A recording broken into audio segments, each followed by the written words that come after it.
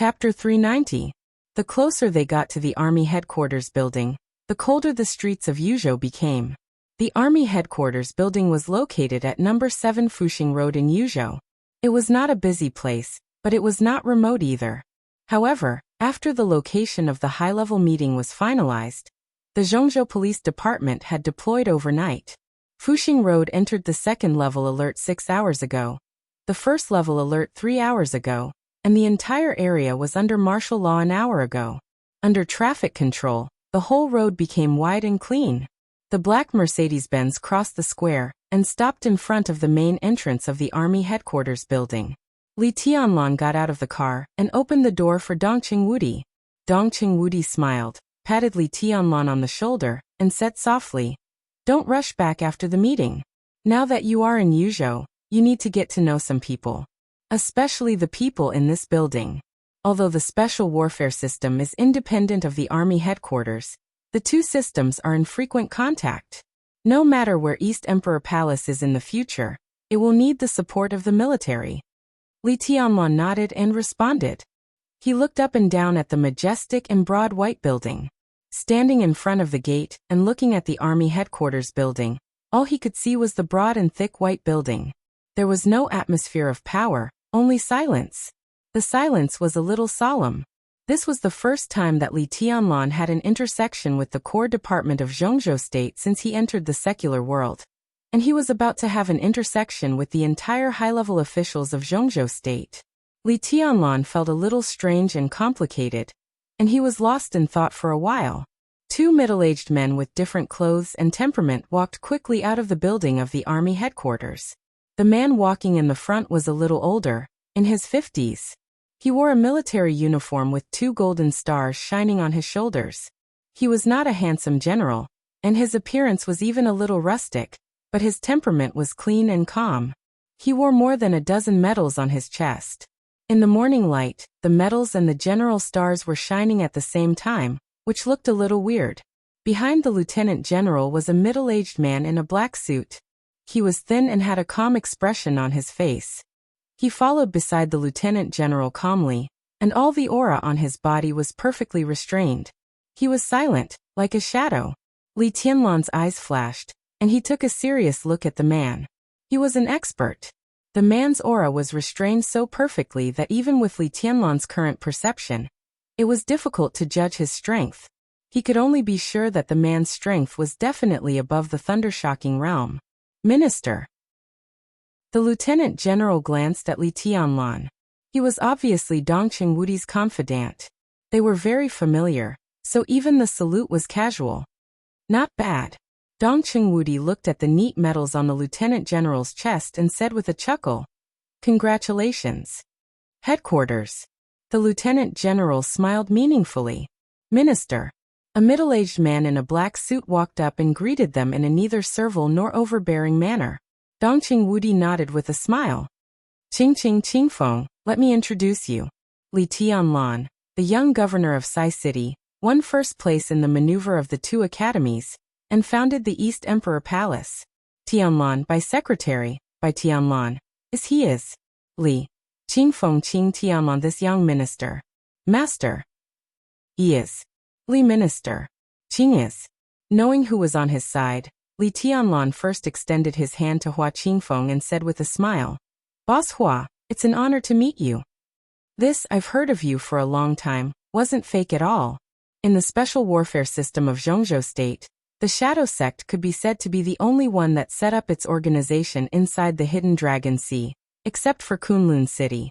The Shadow Sect was a new force in Zhongzhou State. It had a short time to rise, but its status was extremely important. Back then, Hua Qingfeng split from the Zhongzhou State's old martial arts force, Azurapath, and entered the Hidden Dragon Sea. At first he was just the chief bodyguard of a top tycoon in Zhongzhou State. In just over 10 years, he established the Shadow Sect, controlled the security department, and became known to the world as one of the top 10 contemporary experts in Zhongzhou State twice in a row. Today the bodyguards of the Hidden Dragon Sea, whether they were elites of the Shadow Sect or not, could be said to be from Hua Qingfeng. He could be regarded as the king of bodyguards in Zhongzhou State. Hua Qingfeng held Li Tianlan's hand. His palm was rough and hard like a stone. He was a person who didn't like to smile, but in the face of Li Tianlan, a smile still appeared on his face.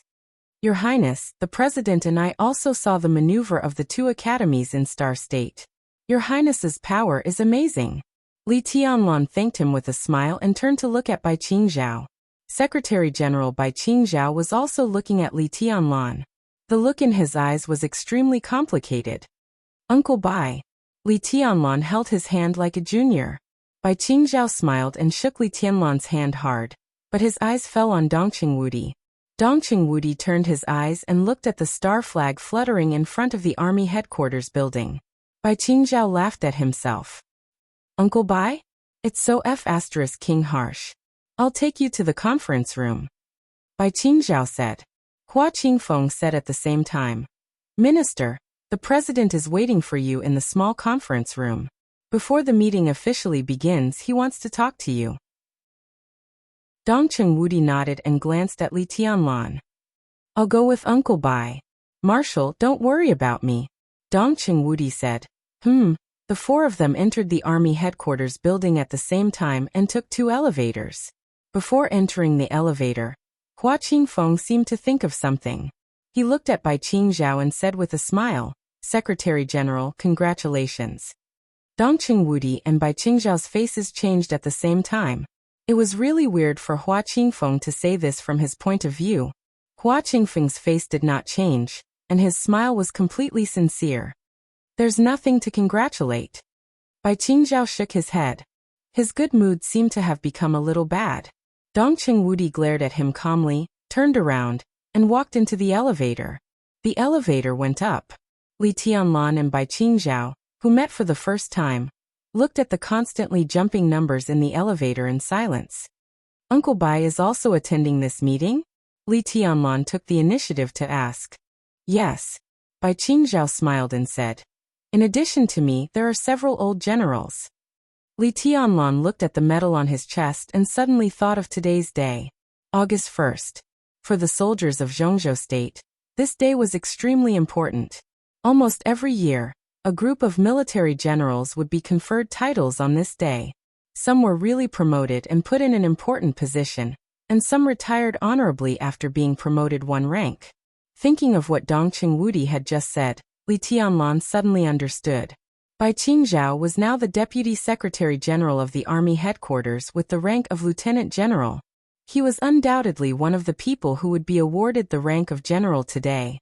It was difficult to remove the title of Deputy Secretary General now, but after his rank was promoted, Bai Qingzhao would also have more leverage to check and balance the real Secretary General of the Special Warfare Group. Dongqing Wudi's influence in the Army Headquarters building would also expand again. Sorry.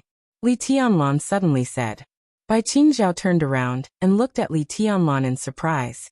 He did not expect that Li Tianlan said sorry instead of congratulating him. He even thought that he had heard wrong. It's all a trifle.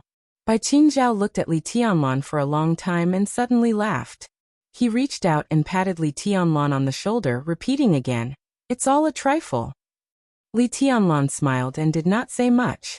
How could it be a trifle? After confirming Bai Qingzhao's promotion today, Li Tianlan realized what the high-level meeting held in the Army Headquarters building meant. Dongqing Wudi did not know in advance that he would be specially invited to the meeting. But inviting him to the meeting might not be without the giant group's intention. Li Tianlan's eyes were complicated.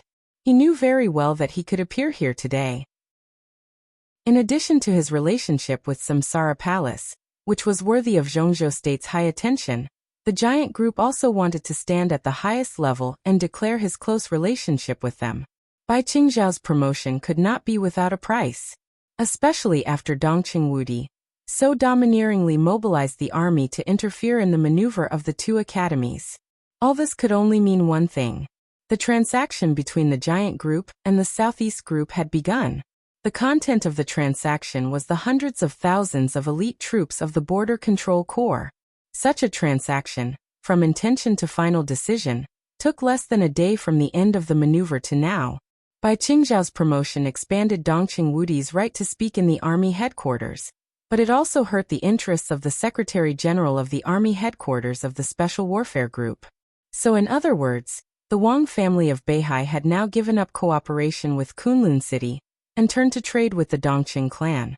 The relationship between friend and foe changed in a day, so fast that people had no time to react. Hundreds of thousands of troops, 5 ace armies, and countless changes in positions were destined to be impossible to complete in one day. So it was certain that before the transaction of the Border Control Corps was completed, the Wang family of Beihai and the Dongqing clan would be in a honeymoon period, and there would be no possibility of cooperation with Kunlun City. At the same time, it also meant that Li Tianlan's situation was absolutely safe during the transaction. After thinking of Hua Qingfeng's congratulations just now, Bai Qingzhao and Dongqing Wudi's faces changed. Hua Qingfeng was a capable general of the academics, and the academics must be one of the beneficiaries of this transaction. His congratulations on this occasion was indeed more like satire, but it also meant that the Border Control Corps did have an extraordinary meaning for the giant group. Especially for the Dongqing clan, for the past 2 decades, the Border Control Corps was almost equivalent to the Dongqing clan's establishment in Zhongzhou State, and everything that was conducive to the ranks of the world's super-wealthy families. It could be seen from the fact that Dongqing Wudi still held the position of commander of the Border Control Corps after entering Yuzhou that the Dongqing clan did not want to give up the Border Control Corps at the beginning. There would be a lot of room for operation, very much so. This was the second year that Dongqing Wudi held the position of commander of the Border Control Corps. If Dongqing Wudi didn't want to give it up, he could finish this term and then hand over the position. At that time, the commanders of the Border Control Corps would still be his people, and at most 2 would be transferred, which would be harmless. After the next term, Dongqing Wudi would retire, and the Dongqing clan could use the position he retired to exchange for more things and support a new commander of the Border Control Corps they supported. At that time, the Dongqing clan would still be a giant military giant. That was the safest way. But because of the final maneuver, Dongqing Wudi had come to this point. There were pros and cons. The Dongqing clan gave up the core Border Control Corps. In the next 2 terms, the Dongqing clan's influence in the military would expand to the whole situation. But unless Dongqing Wudi could hold the entire army headquarters in his own hands, when he retired, the Dongqing clan's scattered forces in the overall situation would definitely be squeezed. Of course, it was not that there was no solution. Dongqing Wudi's term was about 8 years away. If the East Emperor Palace developed strong enough in 8 years and overturned Kunlun City, and Li Tianlan was not so ungrateful, then the Dongqing clan and even the 3 pillar families of the giant group that supported him would change. The most thorough transformation. The Dongqing clan was undoubtedly blocking. They had put all their chips on Li Tianlan's future, and now there was no way out. They could have had the safest way, but they made such a crazy choice. The safest was the best? Li Tianlan was silent. At least he knew that if Dongqing Wudi had not mobilized the army to intervene in the maneuver of the 2 academies yesterday, and had not fought to save his life, the Dongqing clan might have been under pressure, but they might have been able to cope with it. At least they would have taken the initiative. But now the initiative had become passive. There was no other choice. At this time, many people in the giant group were gnashing their teeth with hatred. Was Bai Qingzhao one of them? Li Tianlan didn't know, but he really owed the Dongqing clan and the giant group an apology, because the Li family, which had made a comeback, also had no way out. Li Honghe was defending, and Li Tianlan was destined to be the Li family's last chance. The Dongqing clan now chose to share this risk with the Li family for him. If Li Tianlan succeeded, the Dongqing clan would go to a higher level. But similarly, if Li Tianlan failed, the Dongqing clan would also be extremely tragic, and no one would have a good end. If these were trivial matters, what was the big deal? Li Tianlan looked at Bai Qingzhao's rustic face. He thought he would see a smile that was a little hypocritical, or at least a little helpless. But in his sight, Bai Qingzhao's smile was not forced at all, only peaceful. I'm telling you the truth. Bai Qingzhao chuckled and said, I don't mind Wudi's choice. The Bai family doesn't mind either. I even think this is his best choice. The corner of Li Tianlan's mouth moved. When he was about to speak, the elevator had already made a clear sound. The elevator doors opened to both sides. Go to the meeting first, Bai Qingzhao said. We have plenty of time to talk after the meeting. Then let Woody take you to his home. The conference room of the Army headquarters was really big. The conference room with an area of more than 1,000 square meters was lit up. The orange light was not dazzling, but it shone on every corner of the conference room. The long conference table was clean and elegant, with flowers in the center. The brightly colored star flag model was extremely exquisite, placed in front of the flowers. 2 rows of comfortable and spacious leather sofas were placed around the conference table. The sofas were very high, so they looked a little solemn. There were evenly symmetrical indoor fountains on both sides of the conference room. The sound of water flowing was pleasant and clear.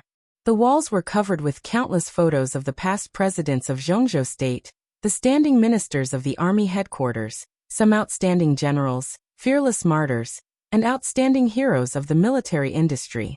Lee Tianlan even saw more than one photo of his grandpa.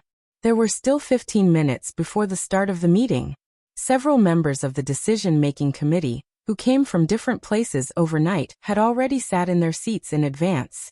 Lee Tianlan had seen 2 of them. Zhong Yongming, the top leader of Huading. Yi Dongsheng, the deputy minister of the Army headquarters, the chief of the general staff, known as the God of Army of Gyeongju State. Lee Tianlan was not familiar with the others. This meeting was confidential. There were no secretaries or staff in the conference room. Bai Qingzhao took Lee Tianlan around the conference room and introduced them one by one. It was impossible for them to be familiar with each other in such a short time.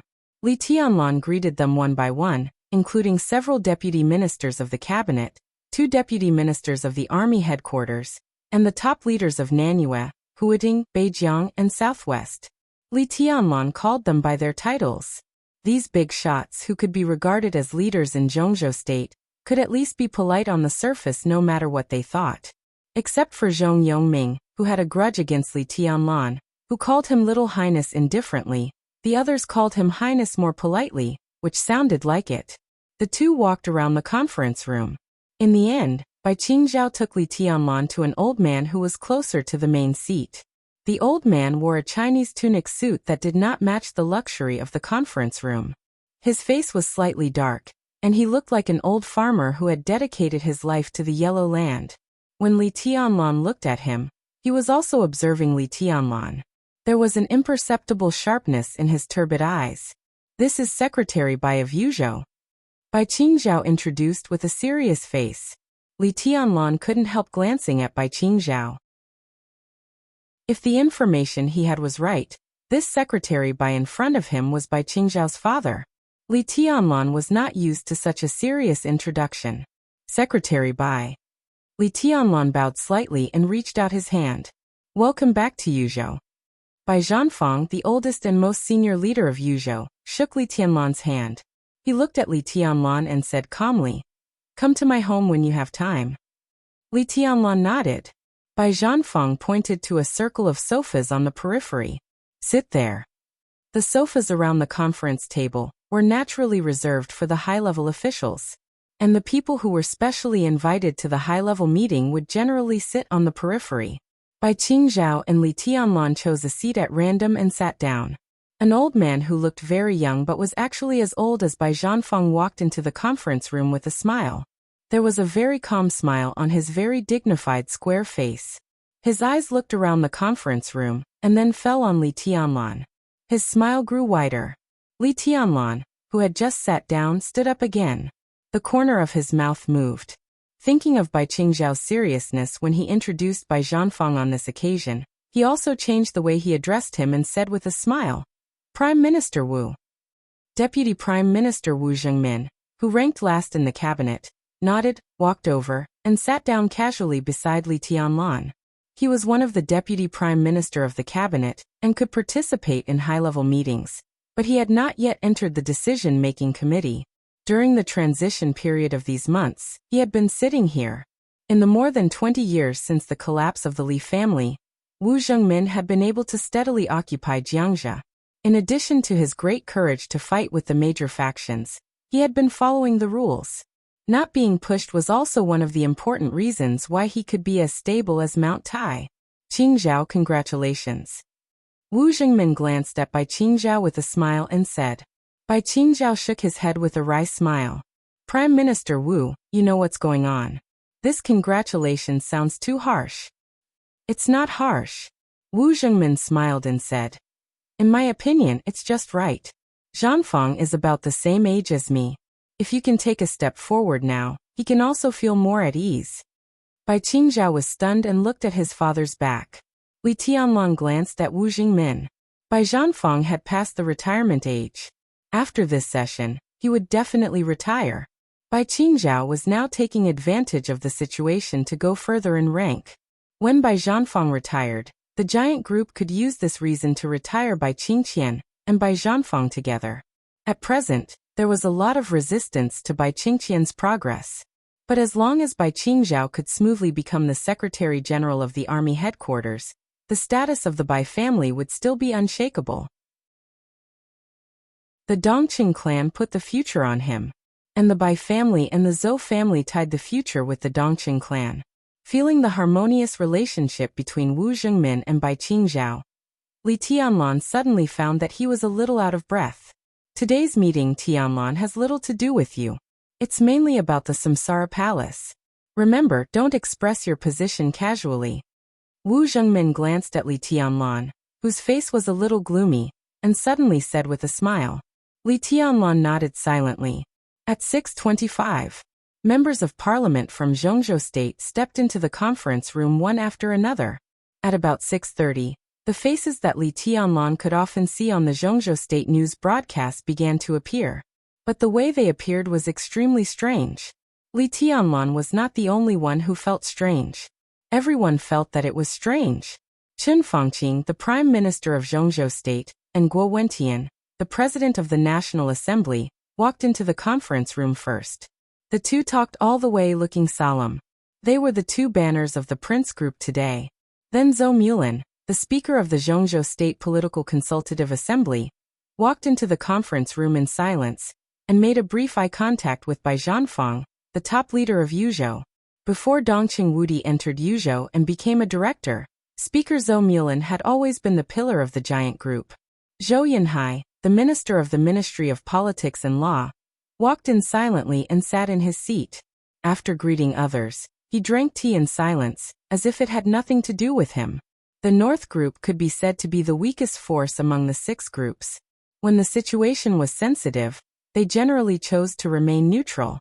Then came Gu Xingyun, the god of war of Zhengzhou State and the leader of the Special Warfare Group, who was pale but forced a smile. After he came in, he looked straight ahead and did not even look at Li Tianlan. 3 giants who were talking softly walked into the conference room together after Gu Xingyun. Everyone stood up. Li Huaqing, the President of Zhengzhou State. Dongqing Wudi, the Minister of Army Headquarters. Hua Xingyang, the second Prime Minister of Zhengzhou State. The 2 pillars of the academics and the leader of the giant group walked into the conference room at the same time. President Li Huaqing waved his hand calmly with a smile, and motioned for everyone to sit down. He walked steadily and sat down in the main seat. He glanced around and said softly, "There are still a few comrades who haven't arrived yet. Let's wait." There was silence in the conference room, and the atmosphere was depressing and solemn. Today's meeting was not easy. Whether it was the attack on the Im garrison or the internal changes in the army headquarters of Zhengzhou State, it was not a topic that could make people relax. Li Huaqing quietly watched every member in the conference room and drank tea quietly. At 6:30, the door of the conference room was pushed open again. Except for a few directors, almost everyone stood up again. When Li Huaqing came in, they called the president. But the one who entered the conference room on time was called His Majesty. There were 2 majesties in the world. There was only one majesty in the dark world. There was also only one in Zhengzhou State. Sword Emperor of Zhengzhou State, Wang Tianzong. Li Tianlan quietly looked at Wang Tianzong's always calm face. 4 people walked into the conference room. Wang Tianzong walked in the front. The other 2 giants of Zhengzhou State were on his left and right. They were the 2 leaders of the Southeast Group. Ji Wenzhang, the director of the Ministry of Supervision of Zhengzhou State. Wan Qingyun, the vice president. Behind the 2 directors was Di Jiang, the first disciple of the Sword Emperor. 9 directors. A state-protecting war god.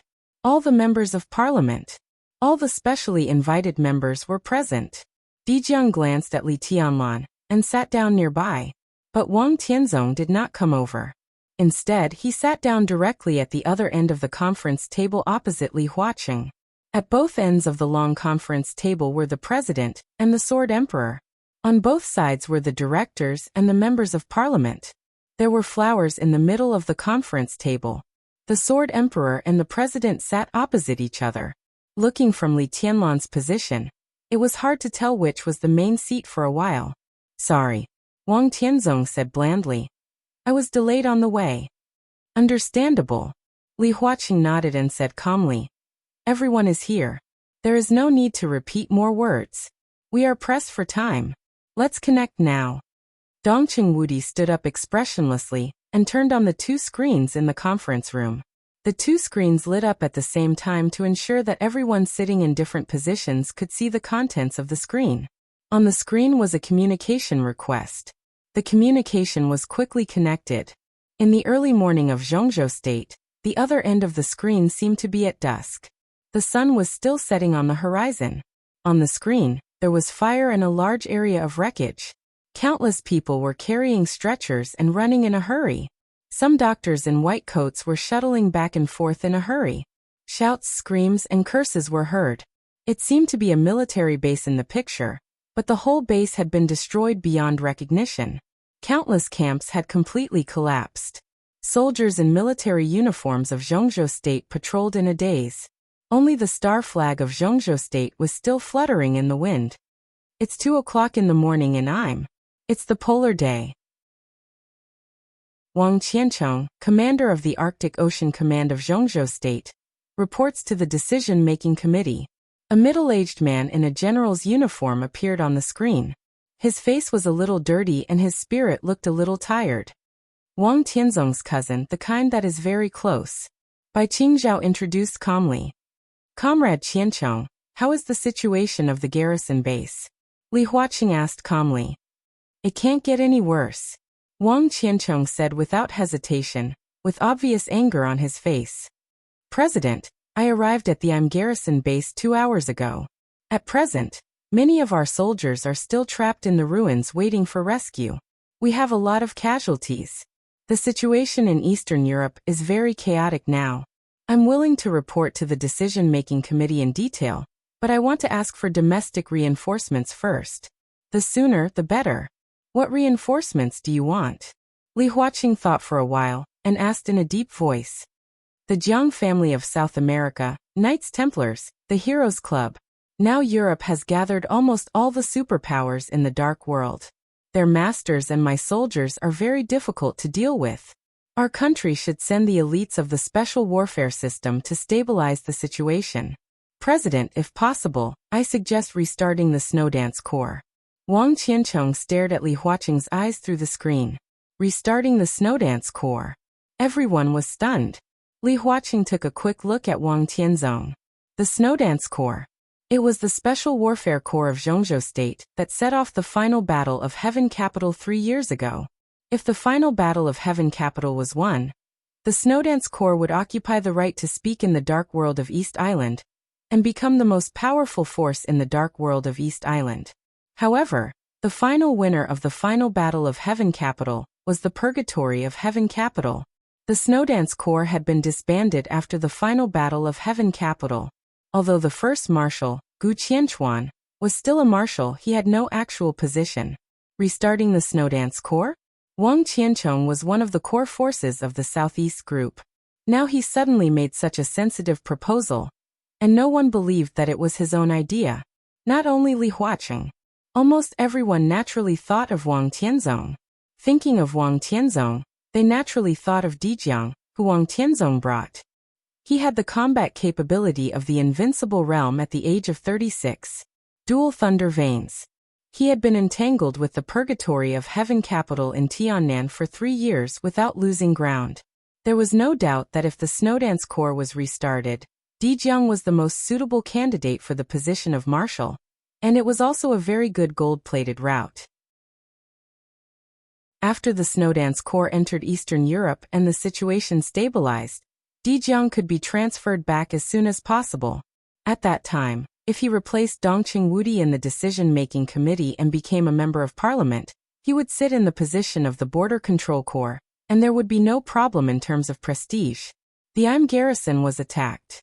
This was tantamount to giving Zhongzhou state a reason to intervene in the situation in Eastern Europe. But at the same time, it was also tantamount to giving Wang Tianzong a chance to pave the way for his disciple. Li Huaqing glanced at Dongqing Wudi. Dongqing Wudi was also a little surprised. He had thought that Dongqing Wudi would give up the position of commander of the Border Control Corps at today's meeting. At present, it seemed that he could delay it for a while. Tianzong, what do you think? Li Huaqing saw that Wang Tianzong did not express his opinion, so he directly asked him by name. I agree with Commander Wang Qianchong.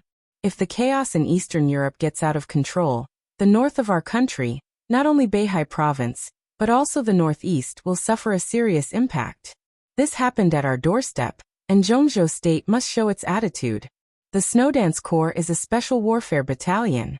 It is very suitable for them to go to snow country. Wang Tianzong said indifferently. There was a very strange light flashing in his eyes. So who's marshal?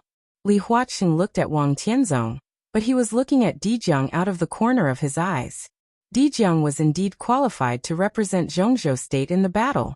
I have a nomination. I think he is the best candidate for the new marshal of the Snowdance Corps. I hope the decision-making committee can seriously consider it. Wang Tianzong said. Who? Although he already knew who it was, Li Huaqing still asked. Wang Tianzong lowered his eyelids and said calmly, Li Tianlan. Ha. Who? No. Dongqing Wudi and Gu Xingyun's faces changed dramatically, and they spoke almost at the same time. Chapter 391. The atmosphere in the conference room became extremely weird for a while. The restart of the Snowdance Corps was expected by everyone, but no one would expect Wang Tianzong to nominate Li Tianlan. Li Tianlan was only 22 years old this year.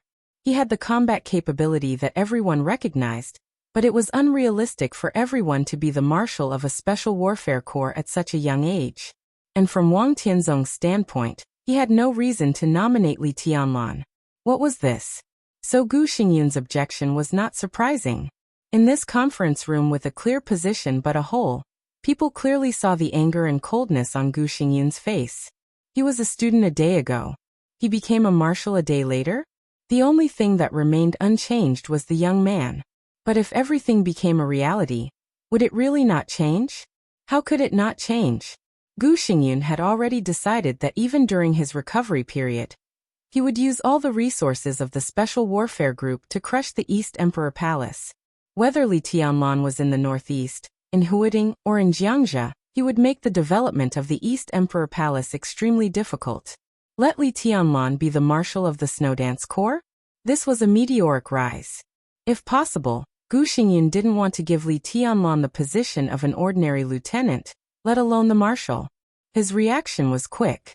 He said no very quickly, but after saying that, he froze for a moment. He didn't wonder that he opposed it. But Dongqing Wudi also opposed it? What was going on? He raised his eyelids and glanced at Dongqing Wudi.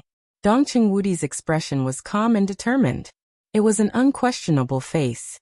Gu Xingyun's chaotic heart gradually calmed down, and he looked at Wang Tianzong again. Wang Tianzong's gaze fell on his face. It was as if he was looking at an idiot. He really thought that Gu Xingyun's objection was extremely stupid. He didn't expect that Li Tianlan, who was strong but not threatening for the time being, would make Gu Xingyun nervous to this extent. He glanced at Gu Xingyun and then said calmly, I insist on my nomination. Gu Xingyun was indeed a little confused. He hadn't figured out what was going on for the time being, so he instinctively became silent. Everyone was silent. The atmosphere became more and more weird. Li Tianlan quickly glanced at the conference room. He sat on the periphery of the conference table, and could only see the faces of half of the high-level officials, as well as the side faces of Li Huaqing and Wang Tianzong. The other half had their backs to him. He did not expect that Wang Tianzong would nominate him to be the marshal of the Snowdance Corps. This Special Warfare Legion only existed in name after their defeat in the Battle of Tiandu. But this did not mean that the Snowdance Corps had really disappeared. Once the Snowdance Corps was restarted, its specifications would not be reduced at all. It would still be the original specifications. In the past, the Snowdance Corps was a real behemoth in the entire special warfare system of Zhongzhou State. It was an army composed of elites from all over the country, from the younger generation to the older generation. It included the special operations bureaus of all provinces, major martial arts forces, major independent special warfare agencies, military elites, special forces, and other departments. Once the Snowdance Corps was restarted, it would definitely become the top priority of Kunlun City. Its status was similar to the relationship between the Border Control Corps and the Army headquarters of Zhongzhou State. The Border Control Corps had many names: God of Slaughter Legion, East City Legion, but those were all titles with various meanings.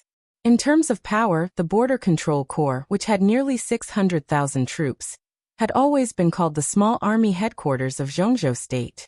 If the Snowdance Corps was restarted, it would almost be another small Kunlun city in the special warfare system. In the beginning, Gu Xingyun could agree to the establishment of the Snowdance Corps.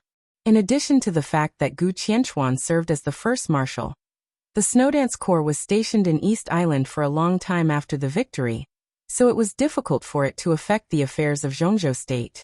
But if Li Tianlan were to control the Snowdance Corps, how could he be willing to stay abroad?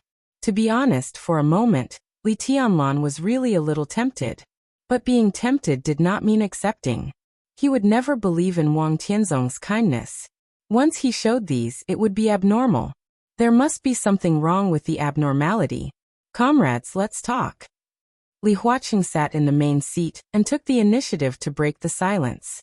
His tone was simple and peaceful, without any emotional fluctuations. In terms of strength, Tianlan is indeed qualified to lead a special warfare legion. But the situation in Eastern Europe is too complicated and chaotic. Tianlan is still young, and he may not be able to control the situation. I personally suggest that it is more appropriate to send a relatively experienced and prudent person to Eastern Europe. Dongqing Wudi said without hesitation, and his attitude was extremely clear. I object to the nomination of His Majesty Sword Emperor. I don't think there's anything wrong with it. Yi Dongsheng, the deputy minister of the army headquarters, said with a smile. The strength of His Highness Li Tianlan is recognized by everyone. Although His Highness is young, he should get enough respect and status in the dark world. Minister, being young is not a bad thing. It also represents the courage and passion that we old guys don't have. If the Snowdance Corps is restarted, under the leadership of His Highness Li Tianlan, it may be able to better open up the situation in Eastern Europe. I agree with Marshal Yi. On the screen, Wang Qianzhong, the commander of the Arctic Ocean Command of Zhongzhou State, said solemnly, "The situation in Eastern Europe is chaotic. All the major forces in the Dark World have regarded Eastern Europe as a battlefield. In the current situation, if we want to keep our own interests and even get more, what Zhongzhou State needs is not steadiness, but sharpness and sharpness." From this point of view, the performance of His Highness Tianlan is obvious to all. I agree that His Highness Li Tianlan should be the commander of the Snowdance Corps. Sharpness and sharpness are one thing, and experience is another. Zhou Mulin, another leader of the giant group, stood up and said calmly, Tianlan has no experience in leading a comprehensive corps at present. But His Highness Dijiang of the Wang family of Beihai has led the Freedom Corps in Tiannan in the past few years, and has made great achievements. His Highness Dijiang is also young and does not lack the sharpness you mentioned. I think the commander of the Snowdance Corps is most suitable for His Highness Dijiang. Dongqing Wudi and Zhou Mulin, who should have supported Li Tianlan, supported Dijiang. And the Southeast Group, which should have supported Dijiang the most, supported Li Tianlan. The atmosphere became more and more weird. Gu Xingyun, who was a little confused, finally realized something. He hesitated for a moment, a little hesitant. There was no doubt that the Wang family of Beihai, the Sword Emperor of Zhongzhou State, and the Southeast Group were gambling again. And it was a real big gamble. Just like in the case of treason more than 20 years ago, summer solstice, the hostess of the Wang family of Beihai, used herself as a bargaining chip to block the Li family. This time, Wang Tianzong used himself as a bargaining chip to block the giant group.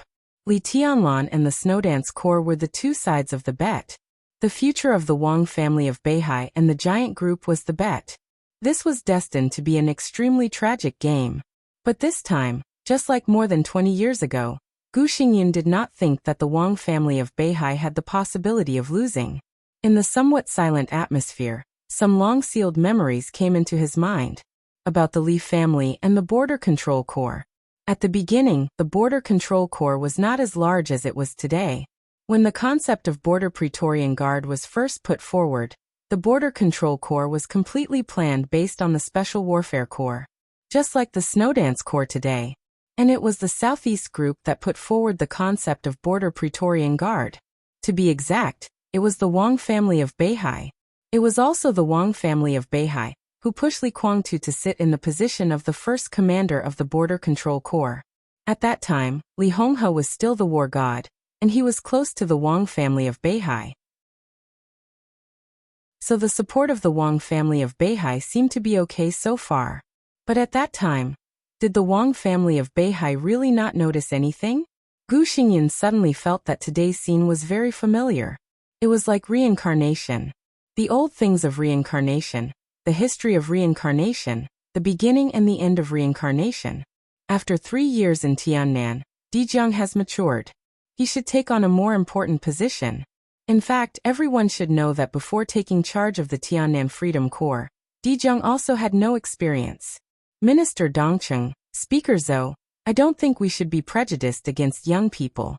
The dark world has been turbulent in recent years. I think it's time for our young people to grow up quickly. They should take on more arduous tests and responsibilities. I agree with His Majesty Sword Emperor's nomination. Li Tianlan is worthy of everyone's trust and reassurance as the commander of the Snowdance Corps. More and more memories began to become clear in his mind. Gu Xingyun's tone began to become calm and calm. I don't think it's appropriate. We can't take a Special Warfare Corps or even the Arctic Ocean Command as a joke. Bai Zhanfang put down the teacup in his hand and said in an old-fashioned tone, I understand Minister Dongqing's feelings. A voice suddenly sounded after Bai Zhanfang. It was very steady, but extremely abrupt. No one thought that he would speak at such a meeting. Therefore, his speech seemed particularly earth-shattering. But excessive protection is not necessarily good for His Highness Li Tianlan. His Highness is the chosen one, so he is destined to bear more. If he can't even bear a corps today, how can he protect the entire Zhongzhou state in the future? These words were extremely serious. The faces of Dongqing Wudi and Gu Xingyin twitched at the same time. Minister Zhou Yinhai. It turned out to be Zhou Yinhai of the Ministry of Politics and Law. This flag figure of the northern faction ranked last among the 9 directors.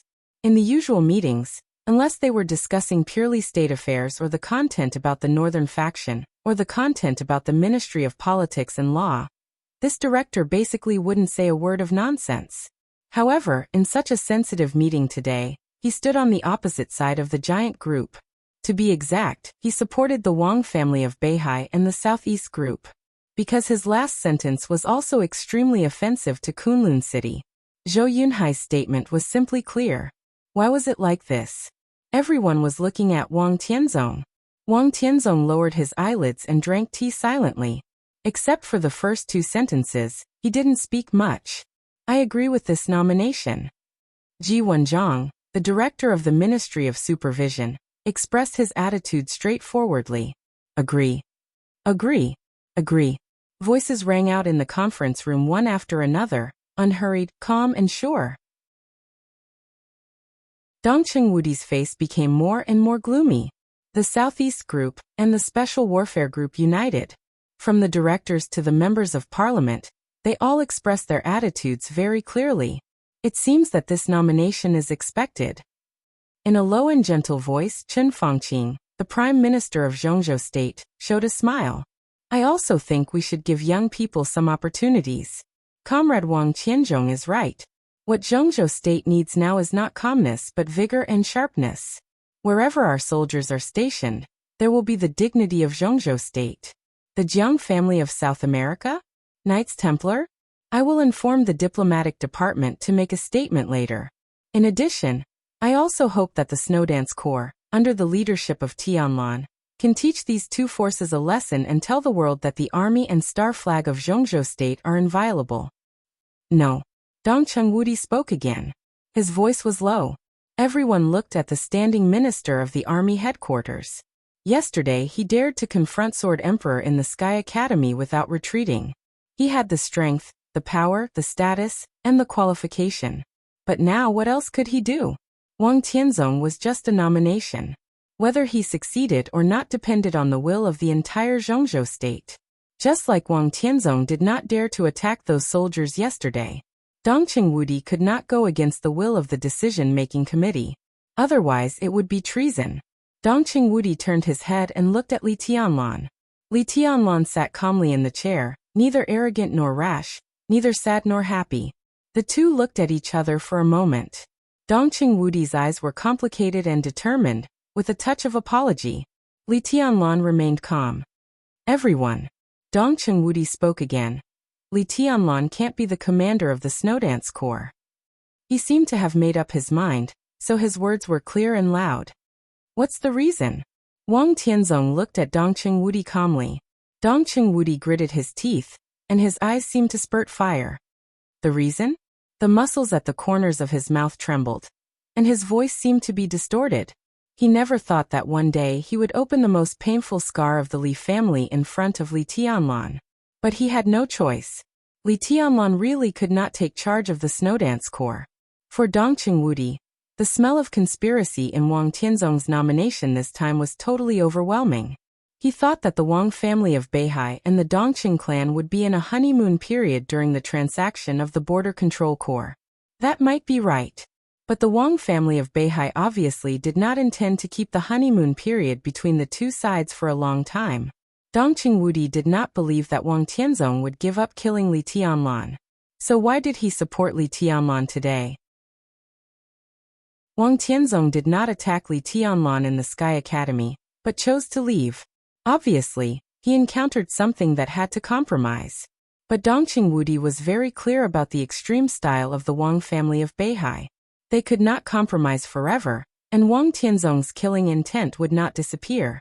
Obviously, Wang Tianzong supported Li Tianlan because he wanted to press Li Tianlan in Snow Country and put him in the most obvious position. In this way, when he solved the problem, he could find Li Tianlan at any time and kill him with a sword. Even if he worried about the domestic attitude, it would be easy to find Li Tianlan in Snow Country. He could cooperate with other superpowers and kill people with a borrowed knife.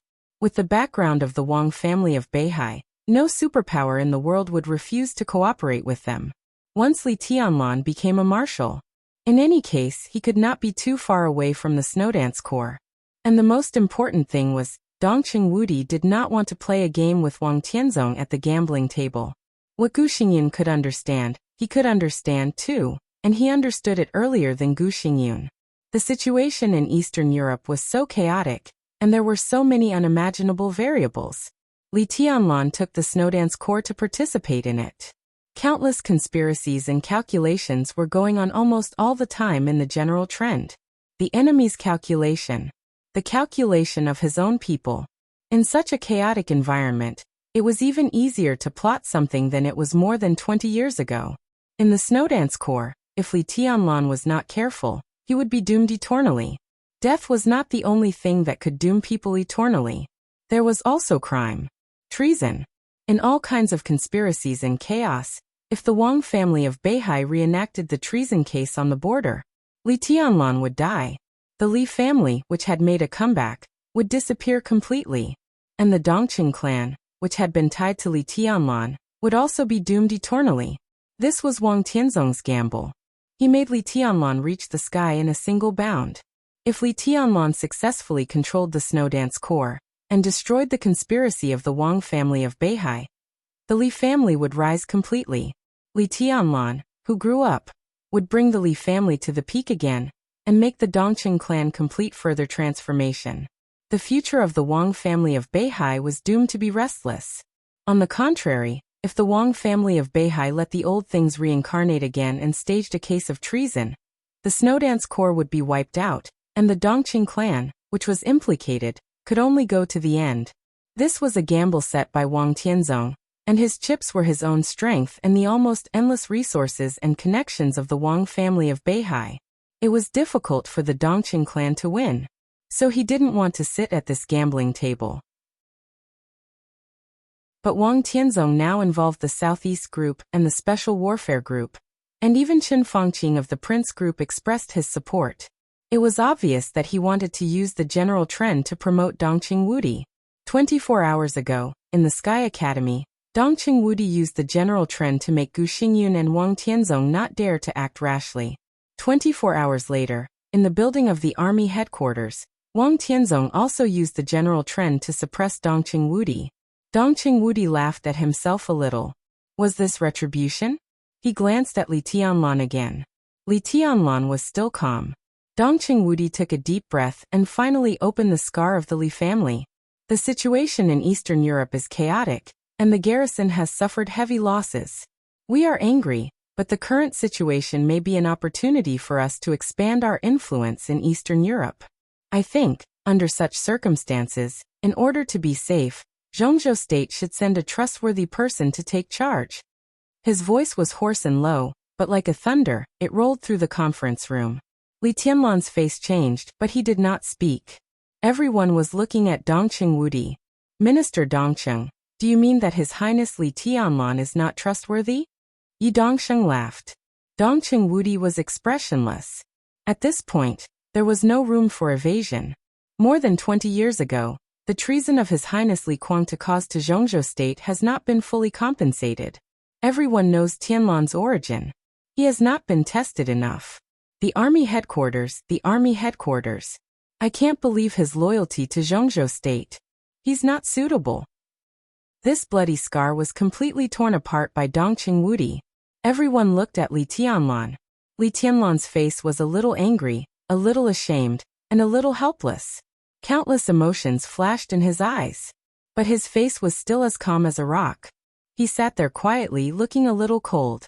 He minded Dongqing Wudi's words very much, but he couldn't say that he blamed him. Today's meeting was extremely strange from the beginning.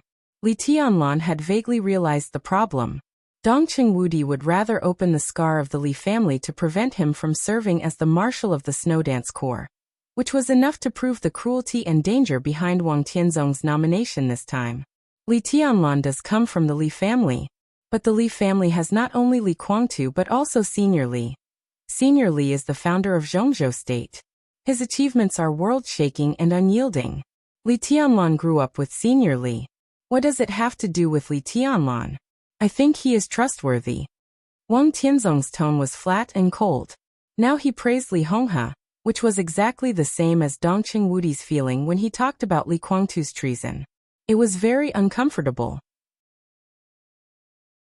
This kind of feeling was not disgusting, but he really didn't like it and didn't want to say it. Since the comrades are so divided, I think it's better. President Li Huaqing, sitting in the main seat, finally opened his mouth. However, before he finished speaking, he had been interrupted by Commander Wang Qianzhong on the screen. Sorry, Mr. President. The situation in Eastern Europe is very chaotic. On behalf of the 150,000 troops of the Arctic Ocean Command, I ask the decision-making committee to make a decision as soon as possible. We can't afford it. President Li Huaqing frowned. President, why don't we vote? Chen Fangqing said calmly. Vote. This was a very feasible method. In the high-level meeting, if there was a serious disagreement on a topic, it would either be postponed or voted. The minority followed the majority. But this was not the council of the provincial government or the municipal government. This was a high-level meeting. High-level meetings that rarely took votes were the most test of political wisdom. What was important here was the game, balance, compromise, and decisiveness between advance and retreat. Voting was tantamount to intensifying contradictions. The intensification of contradictions at the high level was enough to have an impact on the entire Zhongzhou State. Therefore, the decision-making committee rarely voted. But in the current situation, Eastern Europe was full of dangers and opportunities. Some things really couldn't wait. Li Huaqing glanced at Dongqing Wudi. Dongqing Wudi's face had turned livid. But under the general trend, if Wang Tianzong wanted to pass the nomination regardless of everything, Dongqing Wudi was unprepared, and it was really difficult to stop him. Vote. Li Huaqing took a deep look at Dongqing Wudi and then said. His tone was flat. Flat without temperature. In fact, without looking at the votes, Li Huaqing already knew the result. The academics were indeed cooperating with the giant group. But such cooperation was not really a complete common advance and retreat. The alliance of the two groups was for the foreseeable future.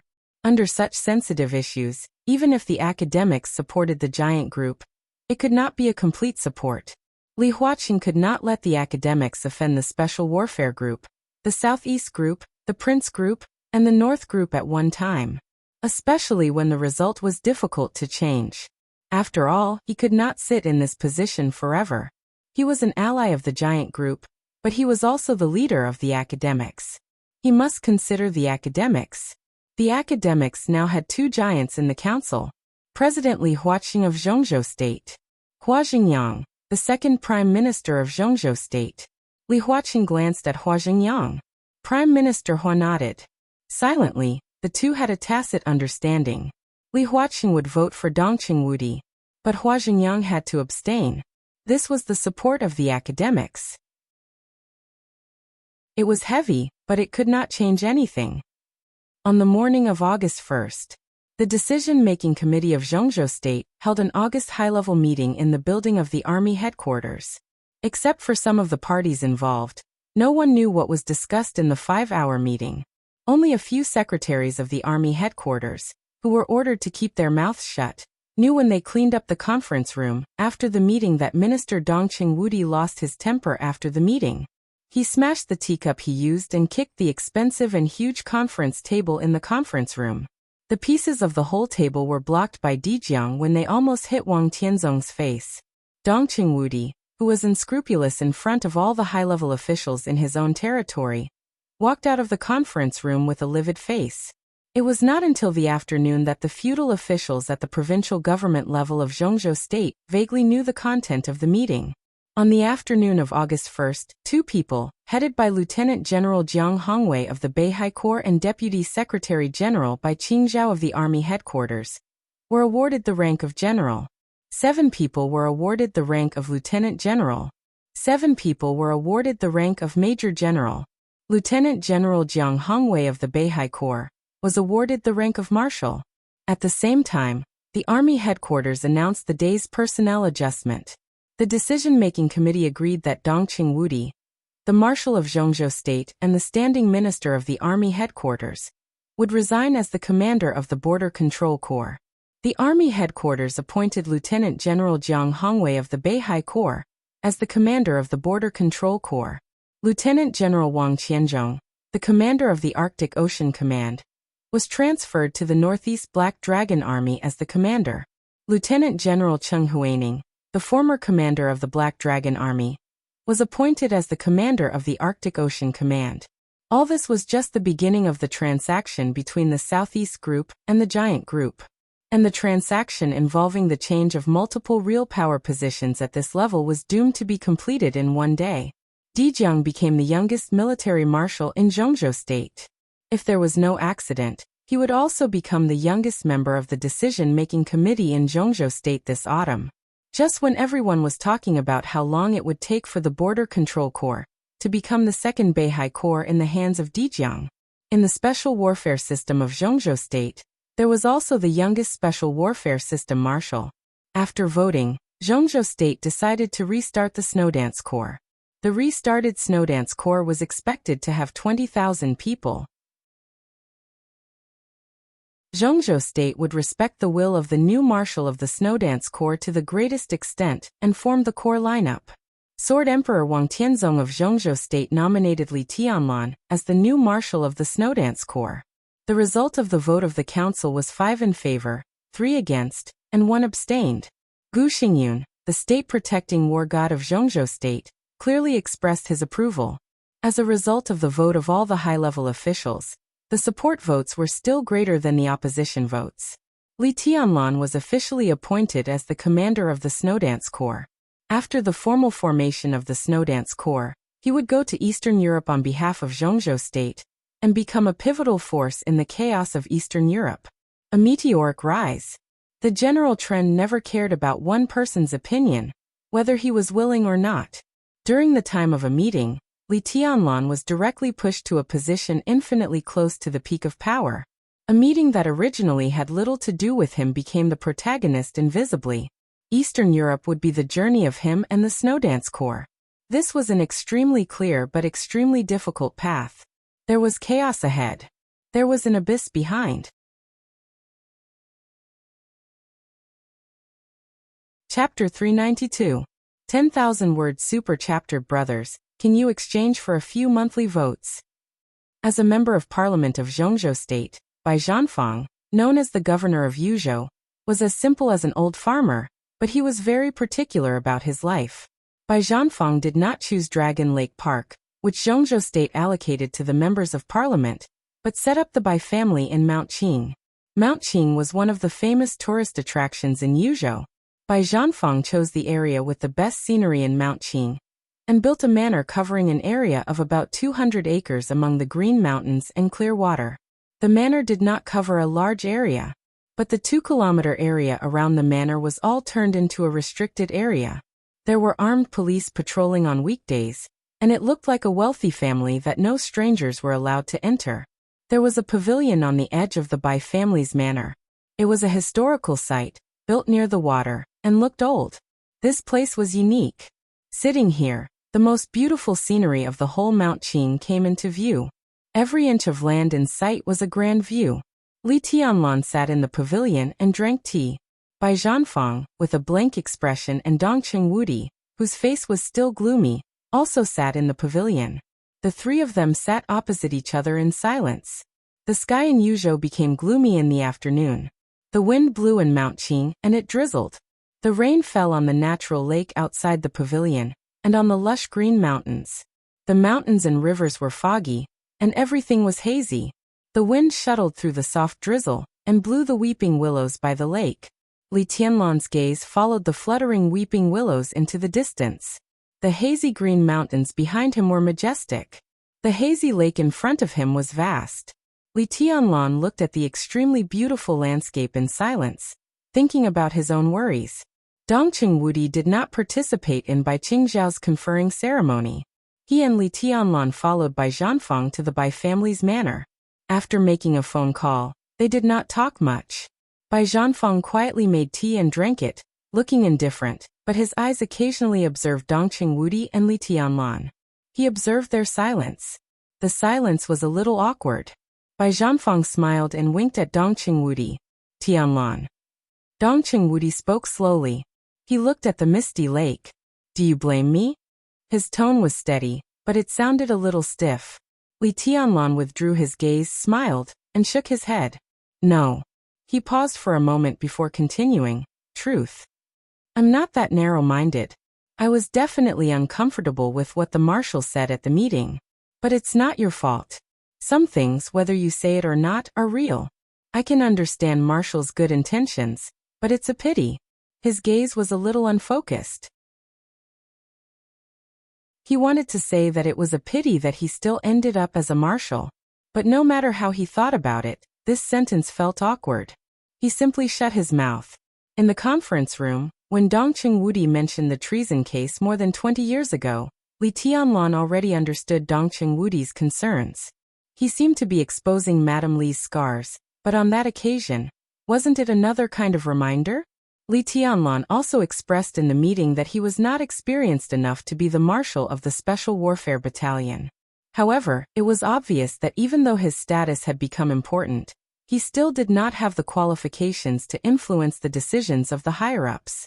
Zhongzhou State's appointment to him was irresistible. Although there were many dissenting votes at the high-level meeting, since the resolution had been passed, it could be regarded as the collective decision of the entire high level of Zhongzhou State.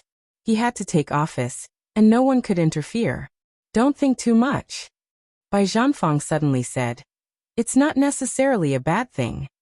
Li Tianlan was speechless. Dongqing Wudi also smiled bitterly. Li Tianlan becoming the commander of the Snowdance Corps did have a little chance of turning into a good thing. But in essence, it was something that none of them wanted to happen. They had won the final maneuver of the two academies.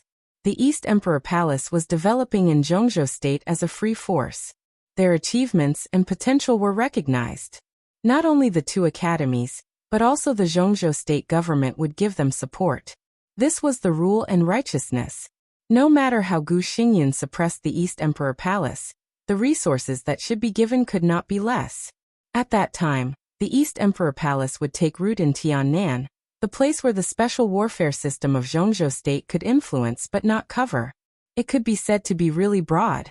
In any case, it was much better than Li Tianlan serving as the commander of the Snowdance Corps. Although in theory, Li Tianlan could still go to Tiannan after the chaos in Eastern Europe ended, theory was only theory. Not to mention how long the chaos in Snow Country would last. Even if it was not long, the Wang family of Beihai would not let Li Tianlan come back from Eastern Europe easily. More than 20 years ago, the Li family failed to bear the groundless crime of treason at its peak. Today, more than 20 years later, if history repeated itself, not only would Li Tianlan die, but also the giant group would be doomed eternally. It was possible for Li Tianlan to turn a bad thing into a good thing. But at the very least, he had to play a decisive role in the chaos in Eastern Europe. At the same time, he had to smash the conspiracies of the Southeast Group, the Special Warfare Group, and the Prince Group. He even had to block Wang Tianzong's killing intent, completely control the Snowdance Corps, and lead the Snowdance Corps to Tiannan. This was the best result, as good as a dream, but how could it be possible? Dongqing Wudi's breath was a little disordered. At today's high-level meeting, 5 of the 9 directors voted in favor. The 5 directors plus Gu Xingyan each represented 4 large groups. There was no doubt that the forces who voted in favor were the most likely to stir up trouble for Li Tianlan in the Snowdance Corps. The giant group did its best, but what it got was extremely limited. First of all, it transferred Wang Qianzhong to the Border Control Corps and appointed Cheng Huaining, the general of the giant group, as the commander of the Arctic Ocean Command. It could be regarded as taking the supreme power of the Eastern European garrison for Li Tianlan in advance. Secondly, the list of the Snowdance Corps would fully respect Li Tianlan's will. But full respect did not mean full agreement. In a special warfare corps composed of real elites, the major forces would definitely put their pawns in it. This was the case in Zhongzhou State, and even in the world. From the highest level to various institutions, provinces, cities. Where there were people, there would be Jianghu. Where there was Jianghu, there would be games. Where there was games, there would be pawns. The Snowdance Corps was undoubtedly the latest chessboard in the eyes of the major forces. Li Tianlan was not only a pawn, but also a player who controlled the entire chessboard. With such a change in identity, a slight oversight might allow the Wang family of Beihai and Kunlun City to seize the opportunity to beat Li Tianlan into the abyss. Wudi. Bai Zhanfang glanced at Dongqing Wudi, who was breathing heavily, and said quietly, "Your mind is in a mess." Dongqing Wudi's heart froze. He picked up the teacup and took a sip, remaining silent. Now that it has happened, we have no room for objection. No matter how distressed we are, it doesn't help. The key is to find a way to deal with it. No matter how big or small a crisis is, it is a crisis. Opportunity and danger coexist. We can't resist the danger. Can't we make preparations in advance? Bai Zhanfang said slowly and clearly. Dongqing Wudi took a deep breath, bowed to Bai Zhanfang and whispered, "I see, Dad." Bai Zhanfang said no more. In terms of position in Zhongzhou State, Dongqing Wudi's position was already above Bai Zhanfang's. But in the manner of the Bai family, no matter how powerful Dongqing Wudi was, he was still Bai Zhanfang's son-in-law. The key is the list. Bai Zhanfang said. Dongqing Wudi nodded and suddenly said, "Tianlan, what's your plan?" "I don't know," Li Tianlan said quietly. His tone was just as steady, and just as stiff. He was now one of the highnesses of Zhongzhou State, and the youngest marshal in the special warfare system. It could be said that he was in a high position. But such a change was too abrupt. In one day, What should have happened and what shouldn't have happened had happened. Power, status, honor, and responsibility pressed on him before he could react. Under such a heavy burden, he didn't even have time to breathe before he had to lead the Snowdance Corps to Eastern Europe. Li Tianlan would not flinch. But now he didn't know how to move forward.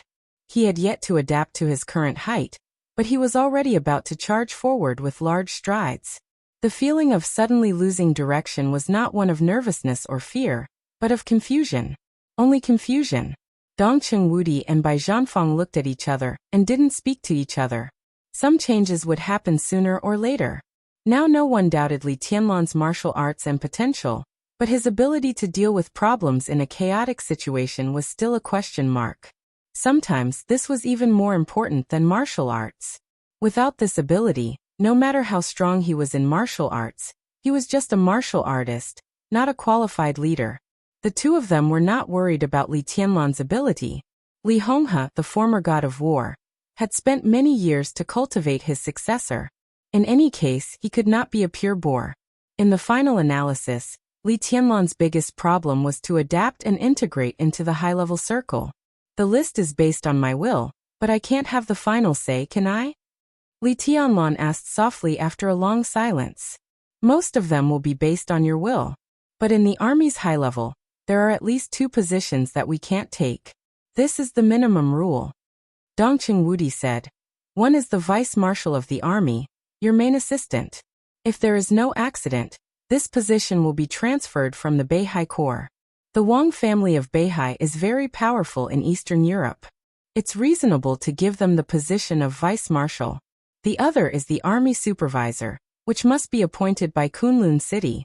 He is responsible for monitoring the Snowdance Corps, and has the power to report the movements of the Corps to the decision-making committee at any time. His voice was a little low, with suppressed anger and helplessness. A vice marshal and a supervisor were the most sensitive positions. Around these 2 positions, 2 sets of teams belonging to Beihai and Kunlun were bound to emerge. These 2 sets of teams might not be able to control the overall situation, but they were enough to restrain some of Li Tianlan's actions, and even completely overthrow Li Tianlan's position as the commander-in-chief if they seized the opportunity. Eastern Europe has changed dramatically, and only the Snowdance Corps is going to Eastern Europe? What do Sword Emperor and Hidden God say? Li Tianlan continued to ask. Of course, outside the Snowdance Corps, Beihai province is relatively independent. Wang Tianzong went to Eastern Europe for the interests of Beihai province. Of course, if conditions permit, the Snowdance Corps can ask for his cooperation. Sai City stands aloof from the world, and has always been a free force. Situtsangyue is also independent of the Snowdance Corps, Dongqing Wudi said. What he said was very clear. The Snowdance Corps gathered the special warfare elites of Zhongzhou State, but it could not limit the Invincible Realm experts. In such a chaotic situation, the Invincible Realm experts had considerable freedom. Li Tianlan nodded. In this case, how about drawing 20,000 people from the 40,000 troops of the Sky Academy into the Snowdance Corps? As for Li Tianlan's tone suddenly paused. There was a flash of hesitation in his eyes, and he looked at Dongqing Wudi. It was not until this moment that he suddenly remembered that he had become the commander of the Snowdance Corps, which was equivalent to Wang Tianzong forcing the Dongqing clan to sit on the gambling table. But Dongqing Wudi still had his choice. He could choose to fully support himself and gamble with Wang Tianzong. But if it was safe, in the unknown time in the future, the Dongqing clan could also try to disassociate themselves from him. Maybe they would not completely disassociate themselves, and maybe they would still pay a huge bargaining chip, and the price of generations. But it was much better than the result after he failed. If the Dongqing clan had the intention to retreat, Li Tianlan could understand. If he wanted the elites of the Border Control Corps in the Sky Academy at this time, it would definitely embarrass Dongqing Wudi. Dongqing Wudi clearly saw the hesitation in Li Tianlan's eyes. No problem, he said without hesitation. I will screen the 40,000 people as soon as possible and form the strongest framework of 20,000 people.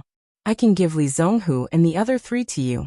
Tianlan, as for each of the hundreds of thousands of troops in the Border Control Corps, I dare not say that they are absolutely loyal, But you can rest assured about each of these 40,000 people. If you can trust me, you can trust them. In Li Tianlan's heart, the Dongqing clan might have a choice. But in Dongqing Wudi's heart, since he had come to this point, he would never turn back. He could not give up Li Tianlan, absolutely not. Thank you, Marshal. Li Tianlan bowed to Dongqing Wudi. Dongqing Wudi gave a carefree smile. In the hazy drizzle, his smile was cool and a little bitter. In addition, I will transfer some people from Sai City to the Snowdance Corps. Li Tianlan said softly. He had only been to Sai City once. But after all, he was the young governor of Sai City and had enough power to use the resources of Sai City. Power might not be equal to qualification. But now was not the time to talk about this. He could not give up the position of the commander of the Border Control Corps, so he could only increase the strength around him as much as possible. He was afraid of death, afraid of failure, afraid that he would be crushed like an ant by the general trend set off by the Wang family of Beihai and Kunlun City, and even more afraid of the consequences that the Li family, the giant group, and even Sai City would face after his death. Li Tianlan took out a cigarette and lit it. He took a deep breath and said, "Can Jade Pool give me some support?" "I'll talk to Junior Sister Head," Dongqing Wudi said in a calm tone. "I've already asked someone to sort out the information. It's all the power of our giant group in the special warfare system. The information will be sent to you in the evening. They can all be trusted. You can choose some and let them join your Snowdance Corps." Li Tianlan nodded. He didn't have much time.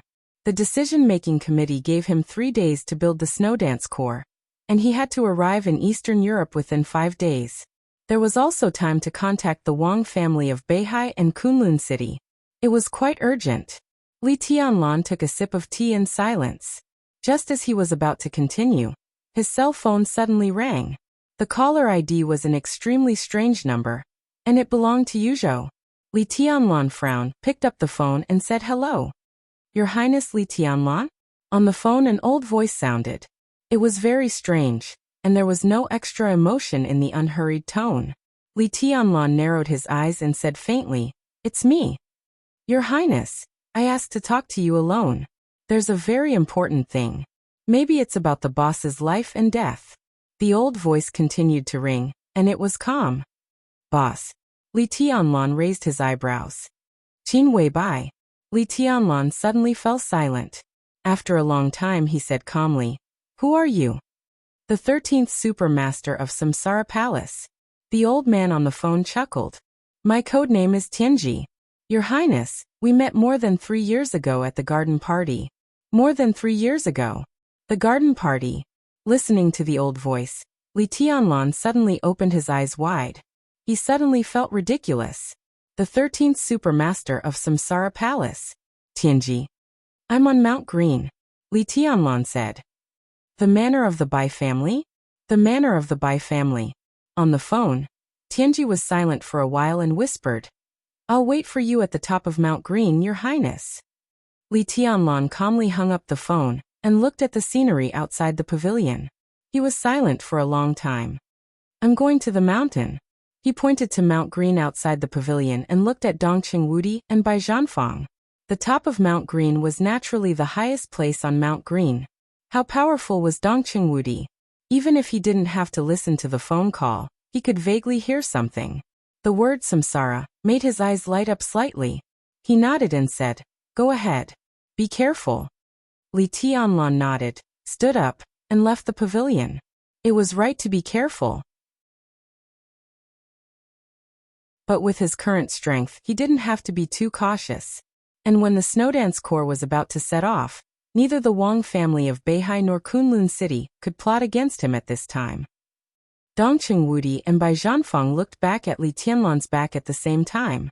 The back was thin, but it was extremely straight and sharp as a sword.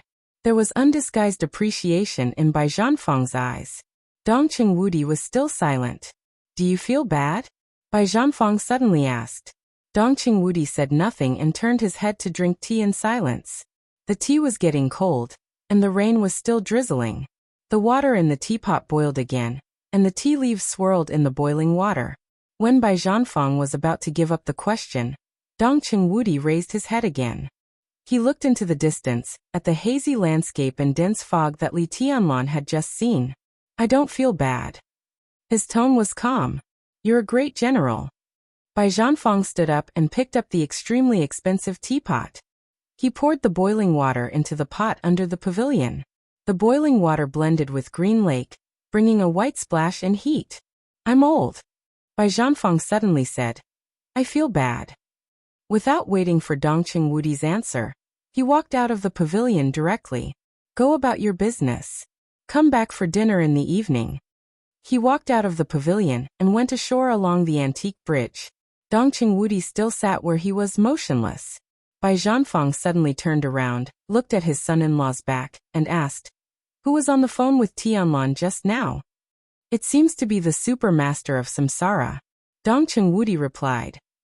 So you should calm down. Bai Zhanfang said. Eastern Europe is a place where it's hard for us to get involved, but do you think it's also hard for Boss Qin to get involved? According to the intelligence, Samsara Palace was one of the first forces to enter Snow Country. The headquarters of Samsara Palace was destroyed and suffered heavy losses, but in Eastern Europe, they may have enough power. You and Wang Tianzong are sitting at the gambling table, and Samsara Palace is one of your chips. Wang Tianzong also knows Samsara Palace, but he won't know what it means, and neither do we. Unknown means all possibilities. I understand. Dongqing Wudi nodded. He turned his back to Bai Zhanfang so no one could see his expression. But how can I calm down? If you really can't calm down, you might as well ask about the chips in your hand. Bai Zhanfang turned and left. He was bathed in the drizzle, carrying the teapot. In the gloomy weather, his figure looked a little stooped. Dongqing Wudi held the teacup in one hand and picked up his mobile phone with the other. The chips that needed to be asked were naturally chips that he didn't know what they meant. Dongqing Wudi found Qin Weibai's phone number and seemed to be hesitating whether to dial. Bai Zhanfang ignored the psychological activities of his high-ranking son-in-law. His figure stepped over the small bridge by the lake and strolled on the flat path at the foot of the mountain. The guard who had been guarding here opened an umbrella. Bai Zhanfang waved his hand, bathed in the cool drizzle of midsummer, crossed the entire manor, and returned to the main villa in the manor. He didn't tell the guard anything. The guard stood in front of the door and saluted, then returned to his guard duty with the umbrella. Bai Zhanfang pushed the door open and walked into the villa alone. The lights were on in the villa. Under the soft light, two old men who shouldn't have been here were sitting in the living room playing chess. Zhongzhou State chess. The game of chess had entered an endgame, but the two pawns on the chessboard had crossed the river. For the pawns, such an endgame was actually the real beginning. Green Mountain was not high, but it was huge. However, the top of Green Mountain was not flat. The steep slope of the top reduced the area of the top, so it was not difficult to find people. The drizzle was like silk. The crowds of tourists who came to Green Mountain were much quieter. Li Tianlan climbed to the top of the mountain along the steep mountain road, and saw an old Taoist in a Taoist robe, and holding a horsetail whisk at a glance. The Taoist's beard and hair were all white. He didn't pretend to be profound and turned his back to him. Instead, he faced him with a soft smile. Even on weekdays, there were not many tourists at the top of Green Mountain. The mountain road was steep and exquisite. All tourists had better choices if they wanted to overlook it. At this time, it was drizzling, and the top of the mountain was even more deserted. Only the old Taoist and Li Tianlan were left. The metaphysics grandmaster of Zhongzhou State, Taoist Xian Xuanzi. Li Tianlan thought it was him, but he still felt a little ridiculous. Qin Weibai was Great Master Wu Wei's adopted daughter. Xian Xuanzi was Qin Weibai's subordinate. The two metaphysics grandmasters of Zhongzhou State were by Qin Weibai's side. Vaguely there was a feeling of destiny. Li Tianlan's mind was a little confused, but his footsteps didn't stop. Taoist is looking for me. He walked up to Xian Xuanzi and asked, Your Highness, I'm Tianji. Xian Xuanzi bowed with a smile, respectful but not obsequious. Li Tianlan stared at Xian Xuanzi intently. Have you always been a member of Samsara Palace? His tone was a little curious. Xian Xuanzi, supermaster of Samsara Tianji. This identity change happened without warning, and Li Tianlan was still a little surprised until now. I used to belong to Kunlun City. After your highness returned to Huading, I joined Samsara Palace. As for now on the surface, I belong to the Wang family of Beihai. Xian Xuanzi said with a sincere smile. Li Tianlan's pupils contracted slightly. Xian Xuanzi used to belong to Kunlun City. But according to all the information he got, Xian Xuanzi belonged to the Wang family of Beihai. He had a high status on Mount Dibing, similar to a visiting minister. But such a person actually belonged to Kunlun City? If this sentence was true, how much conspiracy and viciousness did it represent? Kunlun City. Kunlun City. Li Tianlan's heart was full of ups and downs. Since he entered the secular world, he didn't think much of Kunlun City in his impression. It seemed that everyone in Zhongzhou State was the same. Even if there was a state-protecting war god of Zhongzhou State in Kunlun City. But all the light in the dark world of Zhongzhou State seemed to gather on the Sword Emperor of Zhongzhou State. No one would ignore the power of Kunlun City and the Special Warfare Group, but there was an instinctive contempt in their bones. Li Tianlan didn't notice this problem before.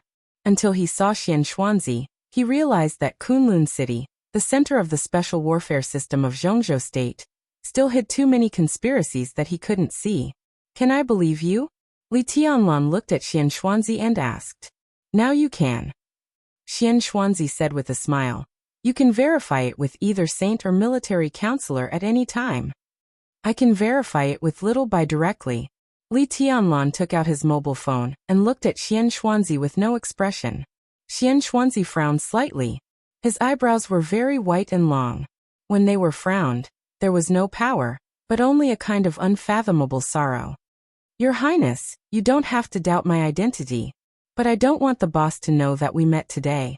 You can distrust me, but you should trust military counselor and saint. Why? Li Tianlan looked at Xian Xuanzi quietly. She's my woman and your boss. Why can't she know? This is about the boss's life and death. Xian Xuanzi's tone was calm. Li Tianlan squinted at Xian Xuanzi. Qin Weibai's life and death. Xian Xuanzi heard it once on the phone. But at this time, Lin Fengting was beside Qin Weibai. Who could kill her? Who dared to kill her? Who wants to kill her? Li Tianlan asked. Xian Xuanzi hesitated. Your Highness, do you believe in destiny? Everything seemed to be repeating again, to the garden party more than 3 years ago, when he and Xian Xuanzi met for the first time. Believe in destiny? Li Tianlan squinted. Go on. It's hard to defy destiny. Xian Xuanzi said softly.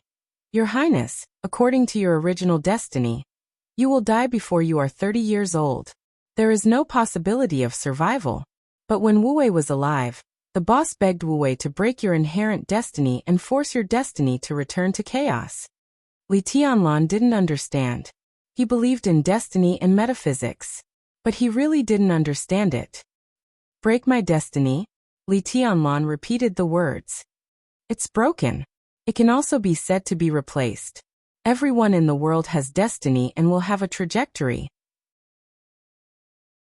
Almost no one's destiny can't be completely followed and speculated, but almost doesn't mean absolutely none. More than 3 years ago, in Mount Qingyan in Linan, the boss replaced your destiny with her own. Xian Xuanzi looked into Li Tianlan's eyes. Your destiny now can't be speculated, but the boss's destiny has been doomed. In this Eastern European chaos, she is facing the tribulation for you.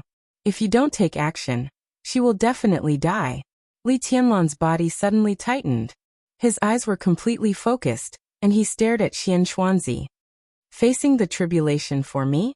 Yes. Xian Xuanzi nodded and said briefly. Instead of informing the boss, it's better for us to deal with things secretly. Li Tianlan was not flustered or confused. His mind became extremely calm in an instant. What should I do? I will link your life providences together, and say something I can understand. Li Tianlan directly interrupted Xian Xuanzi, and his eyes were extremely dangerous. I want her alive. Xian Xuanzi thought for a while, then slowly said, Your Highness, you have the dragon vein, and the dragon vein is the strongest vitality. I need 1/3 of your dragon vein. I wonder if your Highness is willing to. Yes. Li Tianlan answered without hesitation. But you have to say something more realistic. The dragon vein and vitality are illusory. How can I give it to you? If I remember correctly, you should have a Buddha bead that the boss gave you, Xian Xuanzi said. The dragon vein and vitality were illusory, but the Buddha bead was real. Li Tianlan froze for a moment and took out the Buddha bead hanging around his neck. When Qin Weibai gave him the Buddha bead, she only said that it was a mascot. Li Tianlan didn't care and just hung it around his neck. This bead is called Mortal Fate. It's something that Great Master Wu Wei left to the boss, but the boss always thought that this bead was called Death Substitute, so she gave it to you and then went to Snow Country. Xian Xuanzi took the Buddha bead and said calmly. The corner of Li Tianlan's mouth moved, but he couldn't say anything for a while. He was moved and angry in his heart. His feelings were complicated. What should I do? His voice was low. Mortal Fate can carry vitality. As long as the Mortal Fate is not broken, the vitality will not die. Xian Xuanzi picked up the Buddha bead with the horsetail whisk in his hand. He reached into his Taoist robe with the other hand and took out a delicate silver bottle. He didn't mention the death of Monk Rui, because it was meaningless. The real Death Substitute bead is in the silver bottle. Xian Xuanzi gently crushed the Mortal Fate in his hand. There was no power, no sword energy, and no fluctuation in space. The Buddha bead turned into the finest powder in Xian Xuanzi's hand. The powder was straight like a column in the cold wind on the mountain top, and it didn't scatter at all. All of it fell into the silver bottle. I need a drop of blood from your highness. Xian Xuanzi's voice became calmer. Li Tianlan cut his finger without hesitation. He knew the Buddha bead on him. So Li Tianlan no longer doubted Xian Xuanzi's identity, because no one except Qin Weibai seemed to know that he had this Buddha bead. The red blood dripped into the silver bottle. A white mist suddenly rose from the top of Green Mountain. The white mist was misty and rose into the sky, like clouds under the sky, condensed and pure. Xian Xuanzi put away the silver bottle. He seemed to relax and said softly, "Thank you, Your Highness." That's it. Li Tianlan was a little surprised. That's all I can do. Xian Xuanzi's answer was meaningful. What's in the silver bottle? Li Tianlan asked. Now it has become a seed. Xian Xuanzi replied. I will sprinkle them in Snow Country. When the flower blooms, it will be the time when you and the boss merge into one. Li Tianlan said, oh, and suddenly said, when the flower blooms? Xian Xuanzi hesitated and said calmly, when the trial comes. Dongqing Wudi finally dialed Qin Weibai's phone. Minister? The phone was quickly connected. Qin Weibai's cold and clear voice sounded on the phone. Dongqing Wudi looked at his watch and calculated the time in Snow Country. He said apologetically, sorry, Boss Qin, did I disturb your rest? It's okay. Qin Weibai smiled and said, I just had breakfast. Minister, what's the matter? Dongqing Wudi hesitated, feeling a little ashamed and helpless. He said in a deep voice, there's a change in Zhongzhou state. About the snow dance corps? Qin Weibai asked straightforwardly. Dongqing Wudi froze for a moment. All the emotions in his heart kept changing and finally turned into surprise. The high-level meeting of Zhongzhou state ended only a few hours later. The conferring ceremony was not over yet. The meeting documents delivered to the provincial government level should not have been fully delivered. At this time, Qin Weibai already knew the content of the high-level meeting. When on earth did she know? Dongqing Wudi took a deep breath. At this moment, he suddenly felt a little horrified. If a country couldn't even keep the content of high-level meetings confidential, then what was wrong? How did you know? Dongqing Wudi asked in a deep voice. His tone was extremely serious. It doesn't matter, Minister. Qin Weibai said calmly. What matters is the snow dance corps. The snow dance corps, Dongqing Wudi's mouth twitched. I failed to stop Wang Tianzong at the high-level meeting, he said. I know. Qin Weibai said calmly, 5 votes in favor. Minister, you've done your best. Leave the rest to me. Dongqing Wudi didn't want to investigate the source of Qin Weibai's intelligence for the time being. As she said, the snow dance corps was the most important thing at the moment. What do you want to do? Dongqing Wudi asked straightforwardly. Boss Qin, the matter of the snow dance corps will not be so simple. Wang Tianzong is not so kind to push Tianlan to a high position temporarily. What he wants most is for Tianlan to fall from a high position. Qin Weibai interrupted Dongqing Wudi. So Wang Tianzong is likely to repeat the treason case 20 years ago. There are opportunities everywhere in the chaos of Eastern Europe. And opportunities will appear at any time. When the Snowdance Corps is established, the vice marshal and supervisor will definitely belong to the Wang family of Beihai and Kunlun City. If these two positions are united, they can do a lot of things. If they frame Tianlan for treason, with some specious evidence, the Li family, which will make a comeback, will disappear completely, and the Dongqing clan and even the entire giant group will be doomed eternally. Wang Tianzong will push Tianlan up a step. Once his plan succeeds, the gains will be unimaginable. At that time, the entire Southeast group may be the dominant force.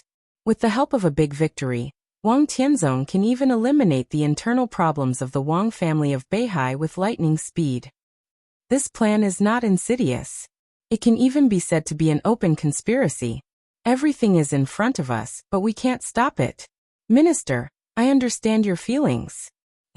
Dongqing Wudi didn't say a word for a long time.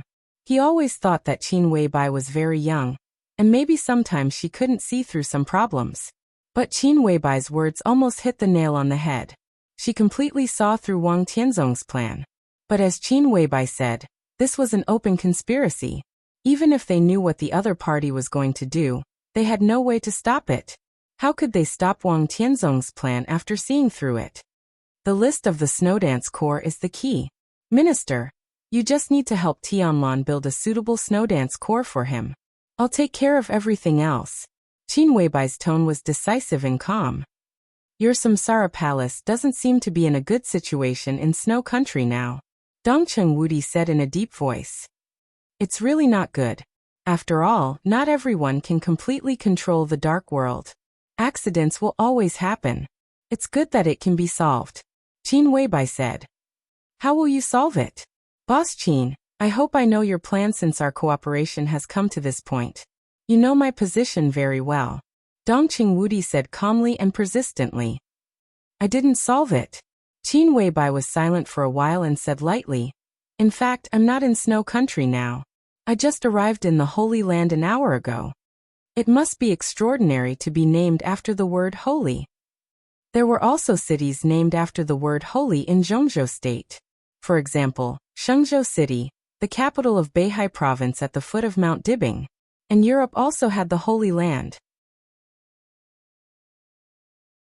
It was recognized by the whole world as the Holy Land, the Holy City, the Holy State, and the state within a state. Are you going to take revenge? Dongqing Wudi's face changed dramatically. It's cooperation. Qin Weibai smiled and said, in the face of the general trend, there is nothing that can't be put down temporarily. Minister, I know your concern. You worry that the treason case will repeat, but there is a premise for all this. What premise? Dongqing Wudi's voice drifted. They can make a case of treason, but there must be no evidence. Unless they can kill Tianlan, the so-called case of treason is meaningless and will only cause harm to themselves. If Tianlan is killed, there will be a real case of treason. As long as he is alive, nothing will happen. Alive? Dongqing Wudi's smile was a little cold. The word was so easy and yet so heavy. It's not easy to live under the sword of the Sword Emperor of Zhongzhou State. He stressed the words Sword Emperor of Zhongzhou State, one word at a time. It's not necessarily difficult. Qin Weibai said in an understated tone. At least in Snow Country. Why do you say that a half-step chosen one who is infinitely close to the chosen one is as simple as an ordinary half-step invincible realm expert? Wang Tianzong is the Sword Emperor. Boss Qin, tell me, in today's dark world, is there anyone stronger than Wang Tianzong? He dragged me to the gambling table with his cultivation of swordsmanship. If he takes action in person, who can stop him? Dongqing Wudi was so angry that he laughed. His tone was full of undisguised excitement. Qin Weibai fell silent. After a long silence, Qin Weibai said indifferently, the one who can stop a half-step chosen one is naturally the real chosen one. The chosen one at his peak state. Chosen one. Dongqing Wudi suddenly stood up from his seat. You mean there is a real chosen one in Snow Country? No.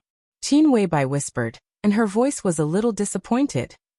But there is a sword in Snow Country. The sword of the chosen one with the peak sword intent.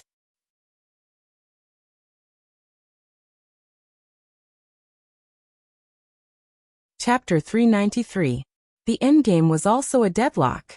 Any chess game would end in a deadlock. The turbulent situation on the chessboard seemed to be clear at the end, but there were endless variables hidden in the remaining chess pieces, subtle and obscure.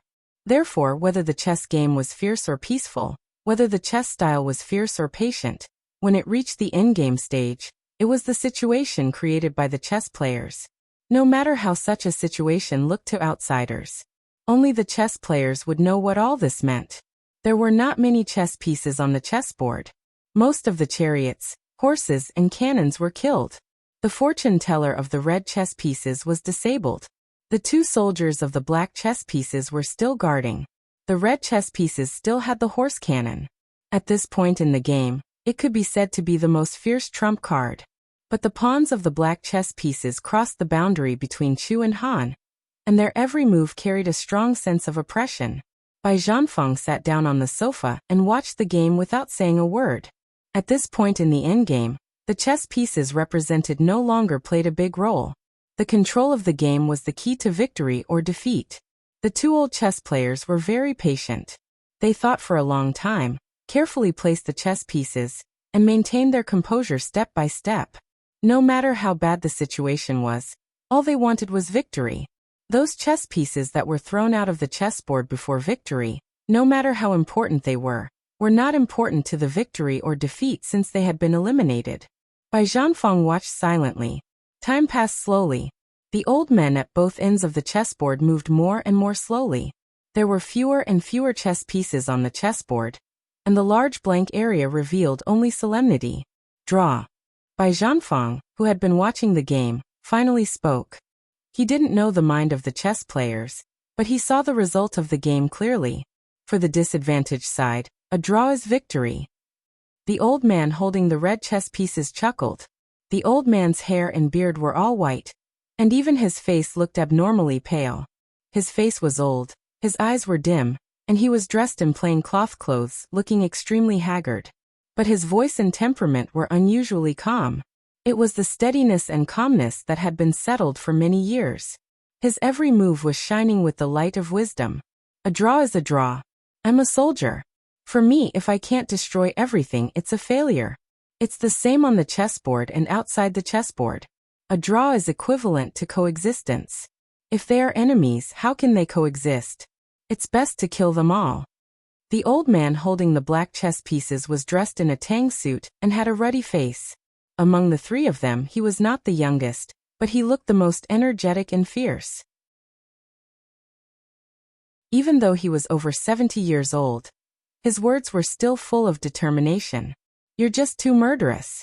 When an ordinary person is at a disadvantage, the first thing they think about is how to survive. Once you're at a disadvantage, the first thing you think about is how to perish together with your opponent. This is the style of your family, good or bad. If you had calmed down during that game, I wouldn't have had much of a chance of winning. However, you were decisive in killing, willing to sacrifice your troops to kill to the end.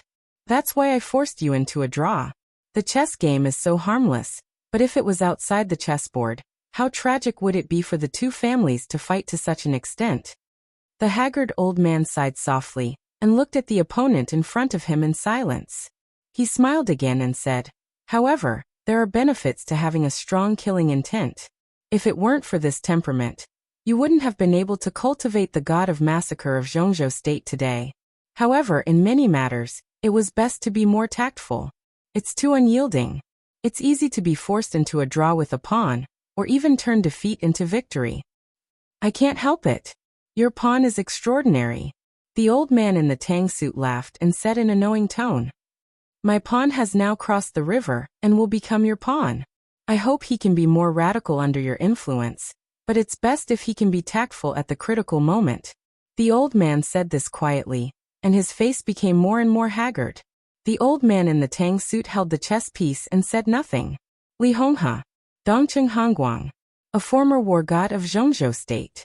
A former minister of the army headquarters of Zhongzhou State. Without anyone noticing, the two had secretly appeared in Yuzhou and the Bai family manor before the high-level meeting began. Another game? Dongcheng Hongguang raised his head and glanced at Li Honghe with burning eyes. Li Honghe said a lot. Dongcheng Hongguang also listened to a lot of it. However, for him, it was still a little aggrieved to play a draw when he had the upper hand.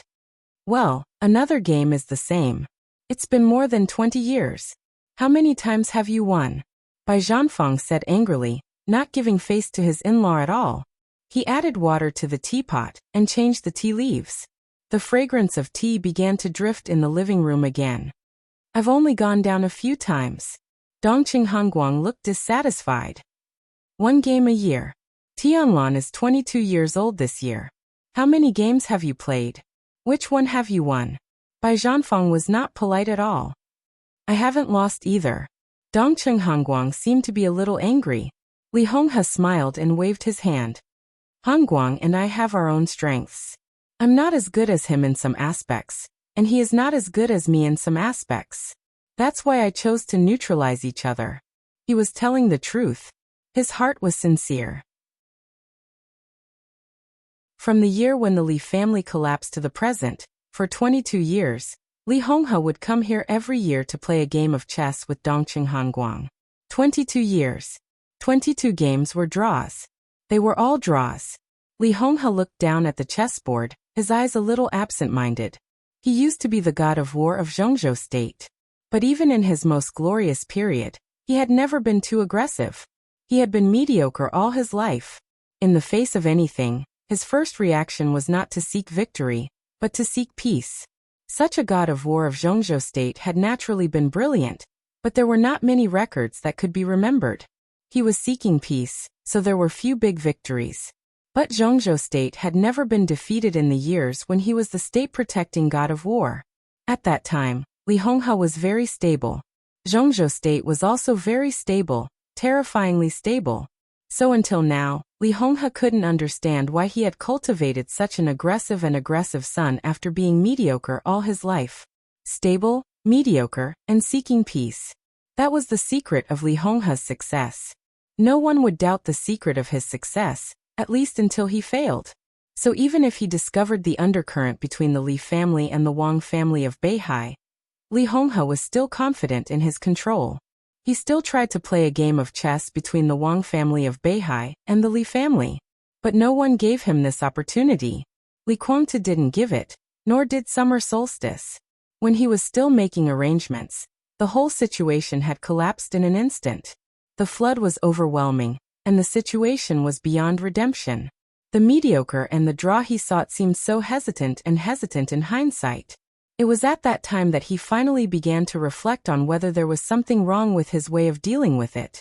Looking at the whole world, he was definitely the person who was the best at playing chess.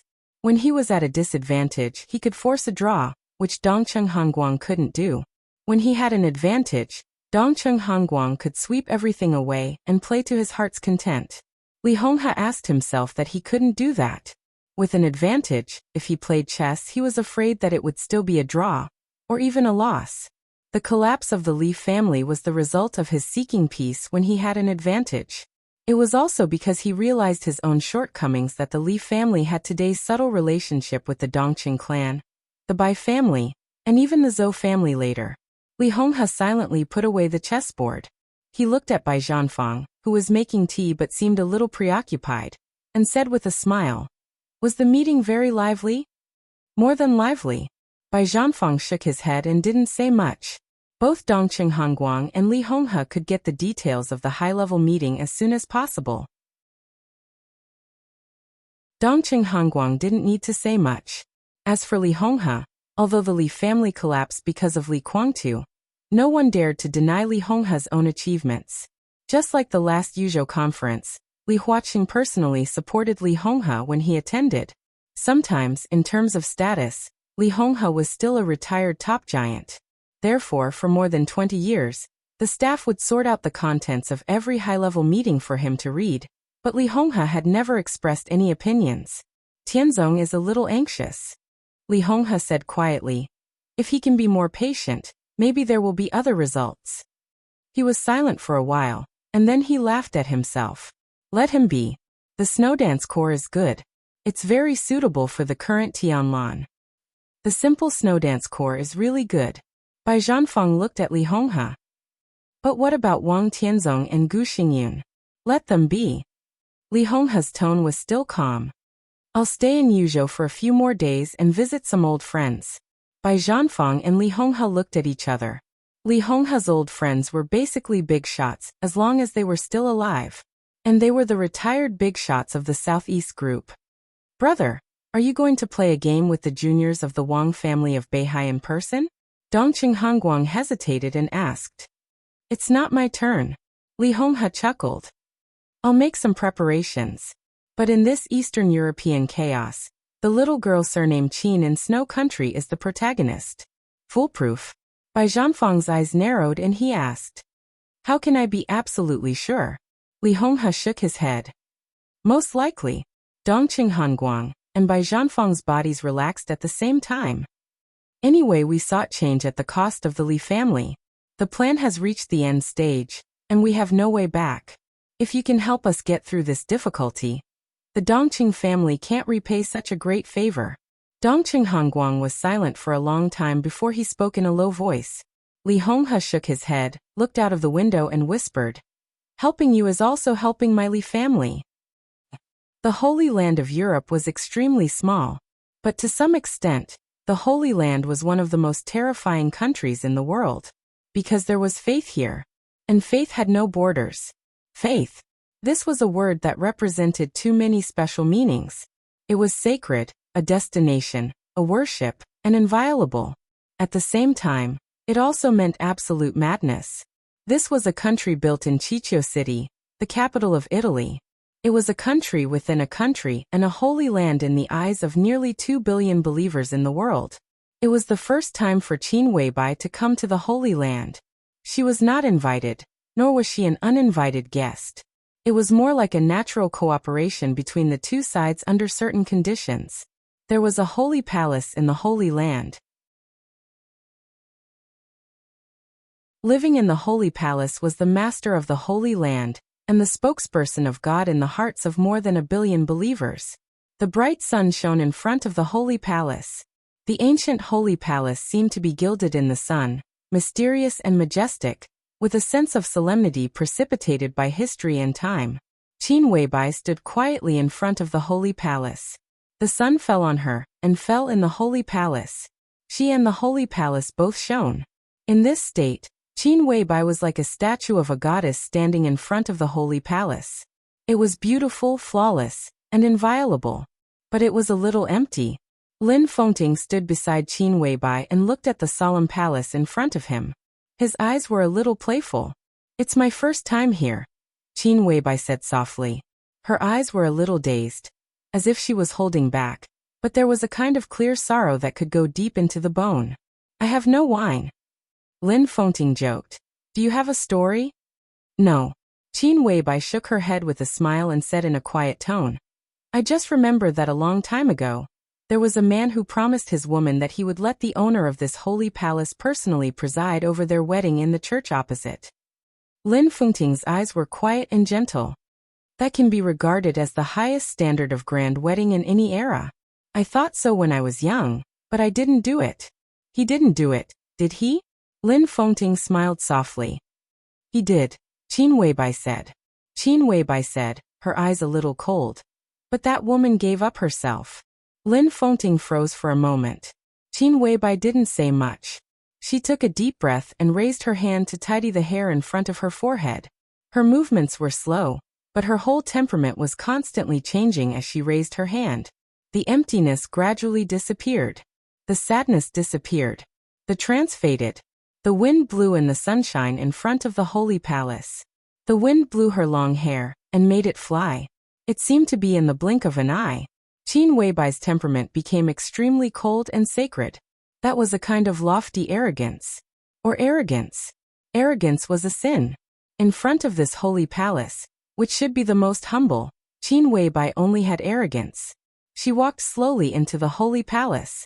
The clear sound of high-heeled shoes tapped on the ground of the holy palace. It was very arrogant and enchanting. A holy palace guard with a mask came over. He seemed to know why Qin Weibai and others came. He saluted and then led the way in front of them silently. In the study of the holy palace, which precipitated infinite knowledge and wisdom, an old man in a moon-white robe stood quietly in front of the door. He looked at Qin Weibai and Lin Fengting, who were led by the guard, with a subtle and gentle smile. The old man's appearance was not handsome, but his face was extremely warm. He was not tall, dressed in a white robe, had silver hair, and was neat and clean. A black cross hung in front of his chest. Contrasting with his white robe, it was a striking sight to behold. He held a heavy book in his hand and stood in front of the door, but it seemed to be standing on the horizon. It was an indescribable sense of distance. He was also an indescribable old man. Qin Weibai walked up to the old man and looked up into his eyes. Real arrogance was never exaggerated, but a kind of silence and indifference in the face of the sacred, the supreme, and the glory. The old man was still smiling. His eyes were as deep as the sea, wise and deep, elegant, kind, gentle, and wise. Like a god. Please come in. The old man waved his hand to signal the guard to leave, and looked at Qin Weibai with a smile. Qin Weibai walked forward in silence and walked into the study, which was equal to glory and wisdom. The study was simple and plain, like the holy palace, only ancient and dignified. You amaze me. I'm amazed by your beauty, your intelligence, and your decisiveness. But you also make me angry because of your arrogance. The old man still held the book and stood in front of Qin Weibai, speaking softly. His voice was gentle and quiet, but it was extremely powerful. It was not force, but a kind of indescribable heaviness and oppression, as if his words could determine everyone's fate. I don't like it here, Qin Weibai said. Her Latin was smooth and cold. She sat down in front of the old man with an indifferent expression.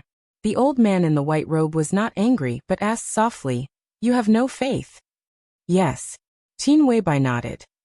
"I only believe in my man." The old man looked at Qin Weibai quietly and was silent for a long time. Qin Weibai looked at the old man, and her eyes were extremely aggressive. She sat. He stood. So Qin Weibai had to look up to him. But at this moment, she was like a queen who ruled the world, awe-inspiring and noble. Still arrogant. The old man said calmly. Qin Weibai did not speak, but quietly reached out her hand. She came here to see what she wanted to see. If the old man gave it to her, this cooperation would be a pleasant one. The old man did not hesitate. He just handed the heavy book in his hand to Qin Weibai and whispered, "The Lord is merciful. You should thank the Lord." Qin Weibai did not speak and took the book from the old man's hand. The book was extremely thick, and the cover was strange black. This was a famous book in the dark world. For hundreds of years, the content had been changing, but the cover had never changed. This was the famous heretic list in the Holy Palace. It recorded everyone who was most likely to cause great chaos in each era. To put it bluntly, it was every master. Qin Weibai opened the book and calmly said, "I'm here because of the chaos in Eastern Europe." "The Lord gave you the list because of the chaos in Eastern Europe." The old man smiled and remained calm, but his eyes were shining with wisdom. Qin Weibai raised her head and glanced at him. She turned over the names on the first page of the list. His list was on the second page. There was a letter in the first place on the second page, and there were Chinese characters. Zhongzhou Sword Emperor Wang Tianzong. Under this name, there was all the information about Wang Tianzong that could be collected by the outside world. Qin Weibai looked down at the information. The old man looked down at Qin Weibai. Qin Weibai reached out her hand. Her fingers were slender and delicate. She was as beautiful as jade and seemed to shine with jade light. Her fingers gently lifted, but she did not turn the page. Instead, she calmly but quickly tore the whole page off. The page fluttered in the air and fell into the old man's hand. "Guilty," Qin Weibai said. Her cold voice sounded in the study, but it seemed to shake the whole dark world. The old man caught the page and smiled calmly. You should be judged. Qin Weibai continued to turn the page. One of the pages had been torn out. There was also a name on the page, but there was little information. Li Shi, the young madam of the Li family, the wife of the governor of Kunlun City. Guilty. Qin Weibai said. The old man caught the page again and said with a smile, You should be judged. The page continued to turn. Irene Qingtong Wang Rothschild, Grand Duke. The page was torn off. Guilty. You should be judged. The patriarch of the Jiang family of South America, Jiang Qiansong. Guilty. You should be judged. The page continued to turn. The page in the old man's hand was getting thicker and thicker. Every page should be judged. Once again, Qin Weibai tore off another page. The head of Knights Templars, Chaos. Guilty. The old man caught the page, glanced at it calmly and said with a smile, The Lord will take back the glory given to him. He should be judged. Qin Weibai raised her head and looked at the old man. Where are the Lord's swords and knights? She asked straightforwardly. The trial was not a sermon. It was redemption and purification. But in the end, the trial was a trial. It needed swords. It needed knights and strength. The old man looked at Qin Weibai's eyes and said calmly, I will crown Arsis. Qin Weibai looked at the old man. After a long time she nodded. She, who had been arrogant, bowed slightly, and her noble head seemed to be lower. Thank you, Your Majesty. Your Majesty. There were two majesties who were known all over the world. His Majesty Sword Emperor of Beihai Province in Zhongzhou State. And the other one. It was His Majesty the Pope in the Holy Land. The Holy Land was the headquarters of the Vatican. The old man picked up a scepter, put it on the top of Qin Weibai's head, and said with a smile, The Lord appreciates the humble. Qin Weibai lowered her head. Her eyes were cold as she looked at the ground. She was never humble. She would only temporarily lower her head when she needed to do so. She needed the power of the Vatican, just as he needed the Lin clan, the Dark Knights, and all the power. Her goal had never been simply to stare at Wang Tianzong. What she stared at was the whole dark world. In the chaos of Eastern Europe, she would also judge the whole dark world. The world was guilty. They should all be judged. The Pope put away the scepter. Qin Weibai stood up and left the study in silence. The old man stared down at the page in his hand, his eyes deep. A tall guard walked into the study. I can't accept her arrogance. The guard's eyes were angry. Blasphemy. She put herself in a higher position than you, which is blasphemy. I refused to cooperate with the heresy. I promised her that I would crown you. The Pope looked at the page in his hand and pointed to the door with the scepter. Get out. The guard's face changed. He suppressed his anger and walked out of the study.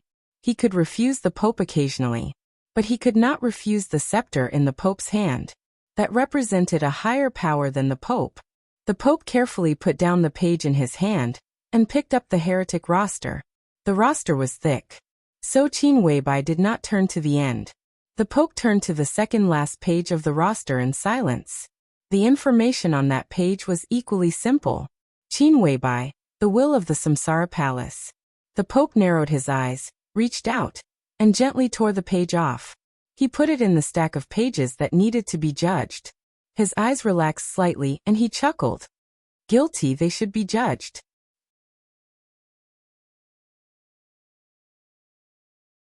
Chapter 394. It rained in Yuzhou. It also rained in Shenzhou. The falling rain continued to spread over Shenzhou City, sprinkling all over the city and covering Mount Dibing. The Emperor weapon cleaned up the dust in the mountain. The holy mountain in the rain was extremely green and bright. Wang Yuetong stood in front of the window and looked out. Her palace was very high. Standing in front of the window, she could see the vast palaces on Mount Dibing. Flowers, green trees, and grass dotted the palaces. From her point of view, most of the flowers and trees on Mount Dibing were swaying in the wind and rain. The palace, which was as stable as a rock, was located here. Everything was extremely clear and layered. Wang Yuetong looked at the falling rain from the sky. It turned out that when a person stood on a high place, even the falling rain had a different style. Wang Yuetong looked at it for a long time. She suddenly felt that everything was so strange. Strange Mount Dibbing, strange herself. This feeling was not joy or disgust, but pure strangeness, as if there was no place to live. The rain was falling quietly. Several statue-like figures stood in the rain under the palace, motionless. This was the 5th day of Wang Yuetong's house arrest. Her mobile phone was confiscated, the internet was cut off, and she lost all contact with the outside world. There was a small group of Heaven Punishment troop guarding around the palace. In fact, Wang Yuetong had no chance to leave when any one of the Heaven Punishment troop, whose average strength was at the peak of the fire-flaming realm, stood downstairs, not to mention a small group. Wang Tianzong put a small group here, which was enough to show his resolute attitude. August 1st. It was the 2nd day of the final maneuver. Wang Yuetong stared at the statue-like figures downstairs, in an environment where she could not maintain any contact with the outside world. Wang Yuetong did not even know the result of the maneuver. She only knew what her father said when he imprisoned her at that time. When the final maneuver was over, if Li Tianlan did not die, he would let her go. It was already afternoon. It was close to evening again. Wang Yuetong did not move. The watery and bright brilliance in her eyes gradually dimmed as time went by. Eventually, it became cold and desperate. A slender figure holding an umbrella passed through the rain curtain, and finally came to Wang Yuetong's palace. His face was pale, and his whole body showed a kind of exhaustion and weakness that could not be concealed. But in a seriously injured state, he could still stand. Wang Yuetong's dim eyes were complicated. There was joy, and there was sorrow. It was extremely contradictory, but in the end it all turned into emptiness and coldness. The chill of midsummer seemed to have engulfed the entire world. Her body trembled slightly. Wang Shengxiao was standing downstairs. Her brother was badly injured. Was her man still alive? Wang Yuetong did not dare to think about it. Her heart seemed to be completely empty, leaving only numbness and silence. The siblings looked at each other through the curtain of rain. The continuous rain beat on the vermilion window lattices of the palace. Wang Yuetong stood in front of the window, her figure extremely clear. Her aura kept surging around her body, and the coldness in front of the palace kept increasing. The rain that fell on the ground gradually froze, and frost slowly appeared in the grass and flowers. Wang Yuetong was still in the ice-condensing realm. Her martial arts kept fluctuating. She stood there silently, unconscious and lifeless. Wang Shengxiao suddenly thought of a lyric. The rain gently bounced the vermilion window. Who was it in the attic? Cold despair. The corners of his mouth curled up into a self-deprecating smile. The Heaven Punishment troop under the palace saw Wang Shengxiao for the first time, and everyone bowed at the same time. Wang Shengxiao waved his hand and said softly, "Your task is done. Go back, I'll talk to Yuetong." A small group of Heaven Punishment troop left with different expressions. Wang Shengxiao slowly walked into the palace and went upstairs. In the small hall on the 2nd floor, Wang Yuetong's figure was still with her back to him, motionless. Wang Shengxiao lifted the delicate food box in his hand and said softly, "I brought you your favorite soup dumplings. Won't you try them?" Wang Yuetong did not speak or move. Father is back. The Heaven Punishment troop has completed its task. From today on you are free. Wang Shengxiao continued. Wang Yuetong looked back, and there was only a blank look in her eyes. Wang Shengxiao put the food box on the table with a bitter smile. He was silent for a long time before he continued, "I lost. Guhan's Han, Jiang Shangyu, and Song Ci. Jiang Shangyu plus Song Ci, the 4 of us, together with hundreds of elites, lost without any face. Li Tianlan broke our strongest blow with only one sword move." Wang Shengxiao quietly talked about his failure. His eyes were also dim, but there was a glimmer of extreme persistence in them. Wang Yuetong's eyes also lit up. "How are your injuries?" She was silent for a while, then looked at Wang Shengxiao and asked softly, "Not bad." Wang Shengxiao said calmly, "It's just that my realm regressed a little bit. It's just a matter of time. If I have time, I can always catch up again." Before the maneuver began, he was really at the peak of the thunder-shocking realm, but he was seriously injured because he forced himself to practice the half-samsara of the Wang family of Beihai. At the beginning of the maneuver, his realm was already unstable. Li Tianlan's strength made him completely determined. The strike of lowering his realm was not from the peak of the thunder-shocking realm to the stabilization phase of the thunder-shocking realm, but directly to the peak of the fire-flaming realm. He paid such a huge price, but he still lost to Li Tianlan. This maneuver was really tragic for Wang Shengxiao. Where is Tianlan? Wang Yuetong's voice was low. Wang Shengxiao looked over. Wang Yuetong turned her head. She also knew that it was not appropriate to ask Wang Shengxiao this question. But she, who had lost all contact with the outside world, really wanted to know how Li Tianlan was. Li Tianlan is fine. At most, he is slightly injured, Wang Shengxiao said calmly. After the maneuver, he rose to the top. At the high-level meeting that just ended, the high-level decided to restart the Snowdance Corps of Zhongzhou State. Li Tianlan is the second marshal of the Special Warfare System after Gu Qianchuan. Brother Jiang took over the part-time job of Minister Dongcheng and became the commander of the Border Control Corps. The light in Wang Yuetong's eyes gradually lit up. He is still alive, Wang Yuetong said. She didn't care about Li Tianlan's current status. The commander of the Snowdance Corps and the marshal of Special Warfare were just a very vague concept in her mind. It might not be low, but she didn't think it was high either. Since she was a child, the elders who appeared around her were all in high positions. It was just a position, so it was really hard to shock Wang Yuetong. What she cared about was that Li Tianlan won the maneuver, and that her father didn't attack him. He was still alive. Alive? Wang Shengxiao nodded. So can I leave now? Wang Yuetong asked. Yes. Wang Shengxiao sighed softly. He hesitated for a moment, and took out 2 bank cards from his pocket. My father asked me to give you the black card. The gold card is mine. If you insist on leaving, take the card with you. Li Tianlan is destined to be the enemy of the Wang family of Beihai in the future. You are born in the Wang family of Beihai, so your life may not be easy. If you can be independent financially, you won't have to suffer too much in the future. Wang Yuetong looked at the 2 cards on the table. The gold card was the brother's doting on his sister, and the black card was undoubtedly the father's explanation to his daughter. Wang Yuetong suddenly laughed softly. She took out another card from her pocket and put it on the table. Wang Shengxiao frowned. He is my man. He should support me. Wang Yuetong said calmly, I will take the money of the Wang family of Beihai down the mountain and give it to Tianlan. If he doesn't feel comfortable accepting it, you won't feel comfortable either. In this case, it's better not to take it. The Wang family of Beihai and the East Emperor Palace should have a clear boundary in the future. It's better not to have so many entanglements. A clear boundary? Wang Shengxiao suddenly raised his eyebrows. Yuetong, you can't wait to draw a clear boundary with your family?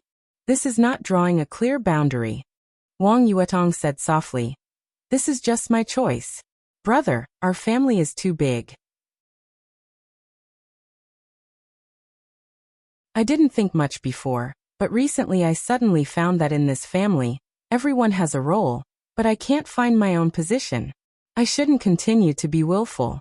I won't come back until I have a position on this mountain. What position do you want? Wang Shengxiao said coldly. The hostess of the East Emperor Palace, the daughter of the Wang family of Beihai, and a friend of the Wang family of Beihai.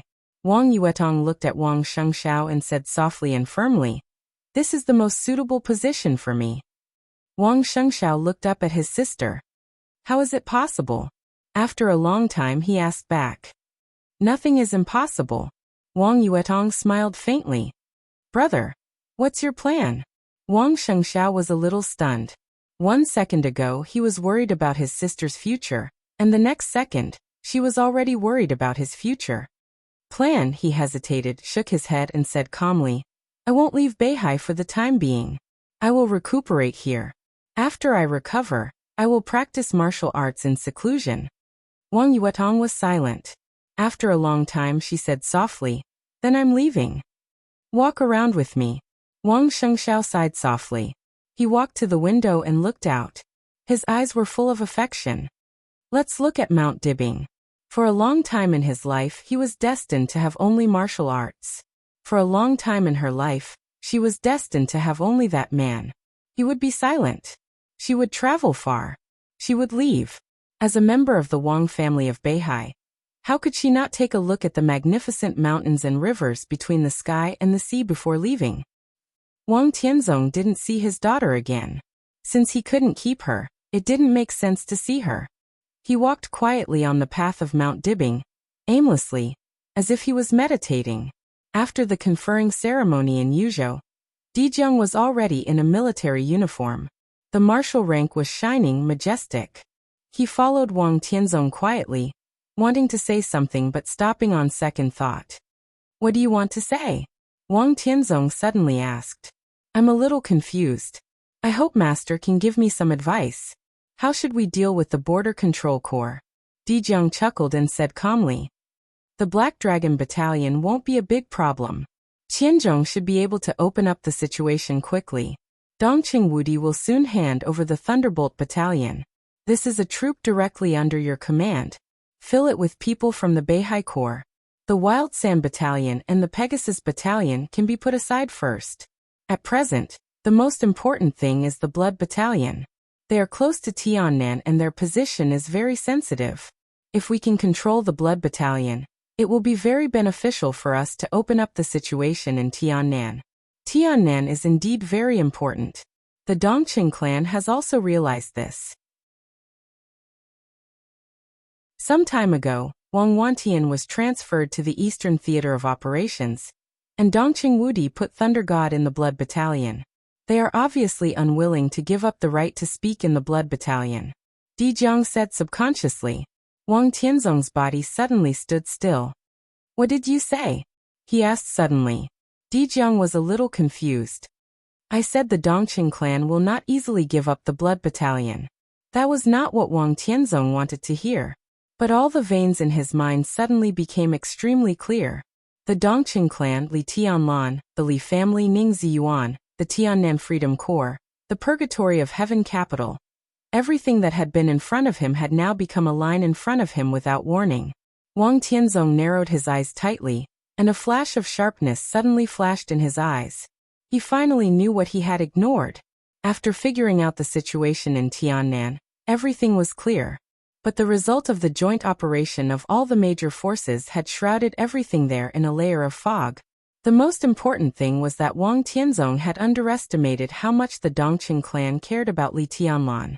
When the Dongqing clan was willing to stand in front of Li Tianlan to shelter him from the wind and rain, he should have realized what Tiannan meant to Li Tianlan. During this time, his eyes were all focused on the Border Control Corps, the chaos in Eastern Europe, and the Li family.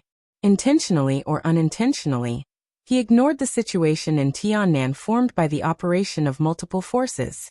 The Blood Battalion, the Freedom Corps, the Purgatory of Heaven Capital, even the Southwest Special Warfare Headquarters dominated by Mount Shu.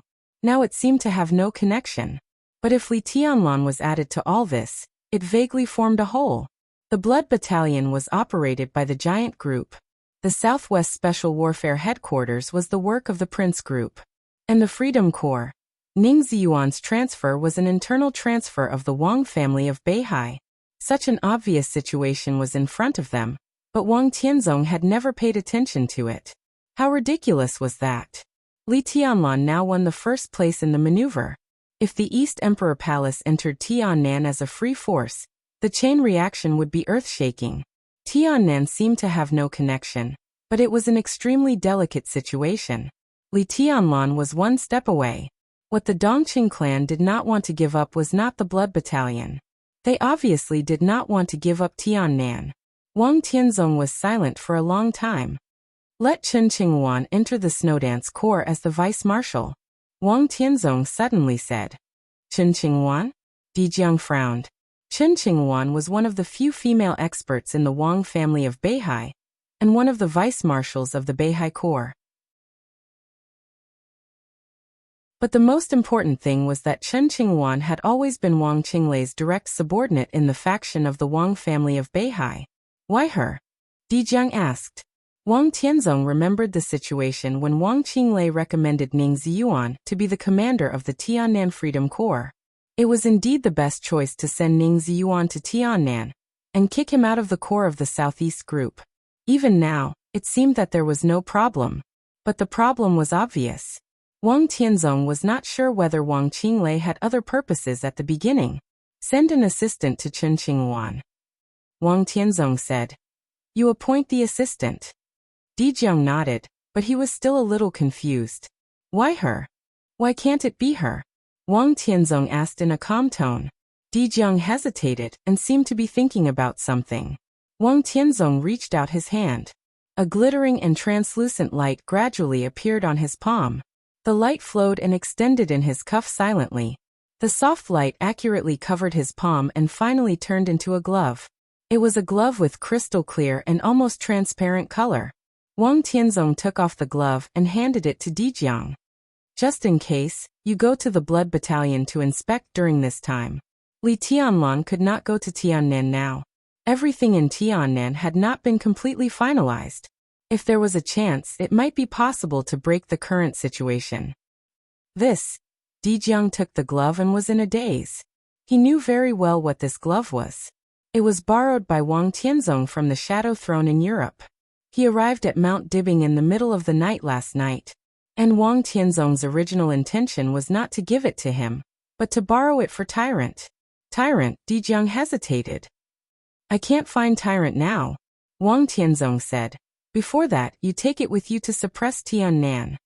Di Jiang held the glove, and suddenly felt that the thin glove was as heavy as a mountain. Who could think that this small and exquisite glove was one of the 12 murderous weapons in the Dark World, second only to the human emperor? The murderous weapon Tiannan. Among the 12 murderous weapons, everyone had a different ranking in their mind. But the top 3 of the 12 murderous weapons were recognized as the most powerful and deterrent. The human emperor ranked first. The third was Blue Sky Underworld. Between the two was the glove in Di Jiang's hand.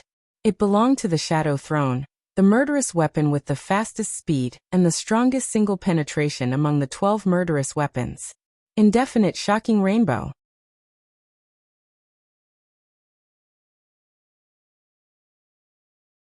Chapter 395. Although the Holy Land was small, it was a world-famous sleepless city. Whether it was wind, frost, rain or snow, it was a pure land without darkness. When the sun faded, soft lights would replace the night immediately. The white light shone in every corner of the Holy Land. The churches and the Holy Palace in the Holy Land were more brilliant in the light. The Pope was still sitting in the study of the Holy Palace, quietly reading the heretic roster in his hand. The roster had been much thinner, but the content was still rich and colorful. The names and information recorded in the roster were not all martial arts masters of the Dark World. There were also some wealthy patriarchs and core members in their respective fields, politicians, terrorists, important figures of other religions, and even ordinary people. In the eyes of the Vatican, the size of a heretic was never distinguished by force. From the standpoint of faith, as small as a public statement, as large as a certain practice that was promoted to a certain range, it could become a heretic. Heretics must be on the heretic roster. The heretics on the roster must be purified. The Pope quietly read the roster. The light in the room fell on him. His figure was mysterious and majestic. The heretic roster had been turned to the last page. On the cover of the last page was a row of ancient quotes written in Latin. It seemed to be stating the cruelest fact. Those who betray the glory of the Lord are all heretics. The Pope stared at this sentence deeply. His eyes were pure and pious. Someone passed through the road of the Holy Palace and approached the study in the deepest part of the Holy Palace. His footsteps were silent. The door of the study was open. The lights inside and outside the study crisscrossed in front of the door. A figure stood silently at the door, looking at the Pope in the study. The light in the study seemed to be eternal. The ancient statue of God carrying a cross stood silently. The old man sat in front of the stone statue, looking down at the book in his hand, motionless. The picture in his sight was extremely real, with almost frozen solemnity and silence. The figure at the door was a little hesitant, as if she didn't know whether to go in or not. This was a mysterious woman who could bring endless reverie to anyone. She was mysterious and sacred. She was undoubtedly extremely beautiful, but this kind of beauty was not breathtaking. Instead, it was a kind of infatuation that made people want to get close to her. Her figure was tall and slender, and a loose white robe covered her figure. Her face that was enough to topple cities was covered by a hazy veil. In the crisscrossing light and shadow, only a pair of deep blue eyes and long golden hair could be seen from her entire body. However, she had a kind of intoxicating charm. This kind of charm was so mysterious and holy. This was pure beauty. One didn't need to see her face.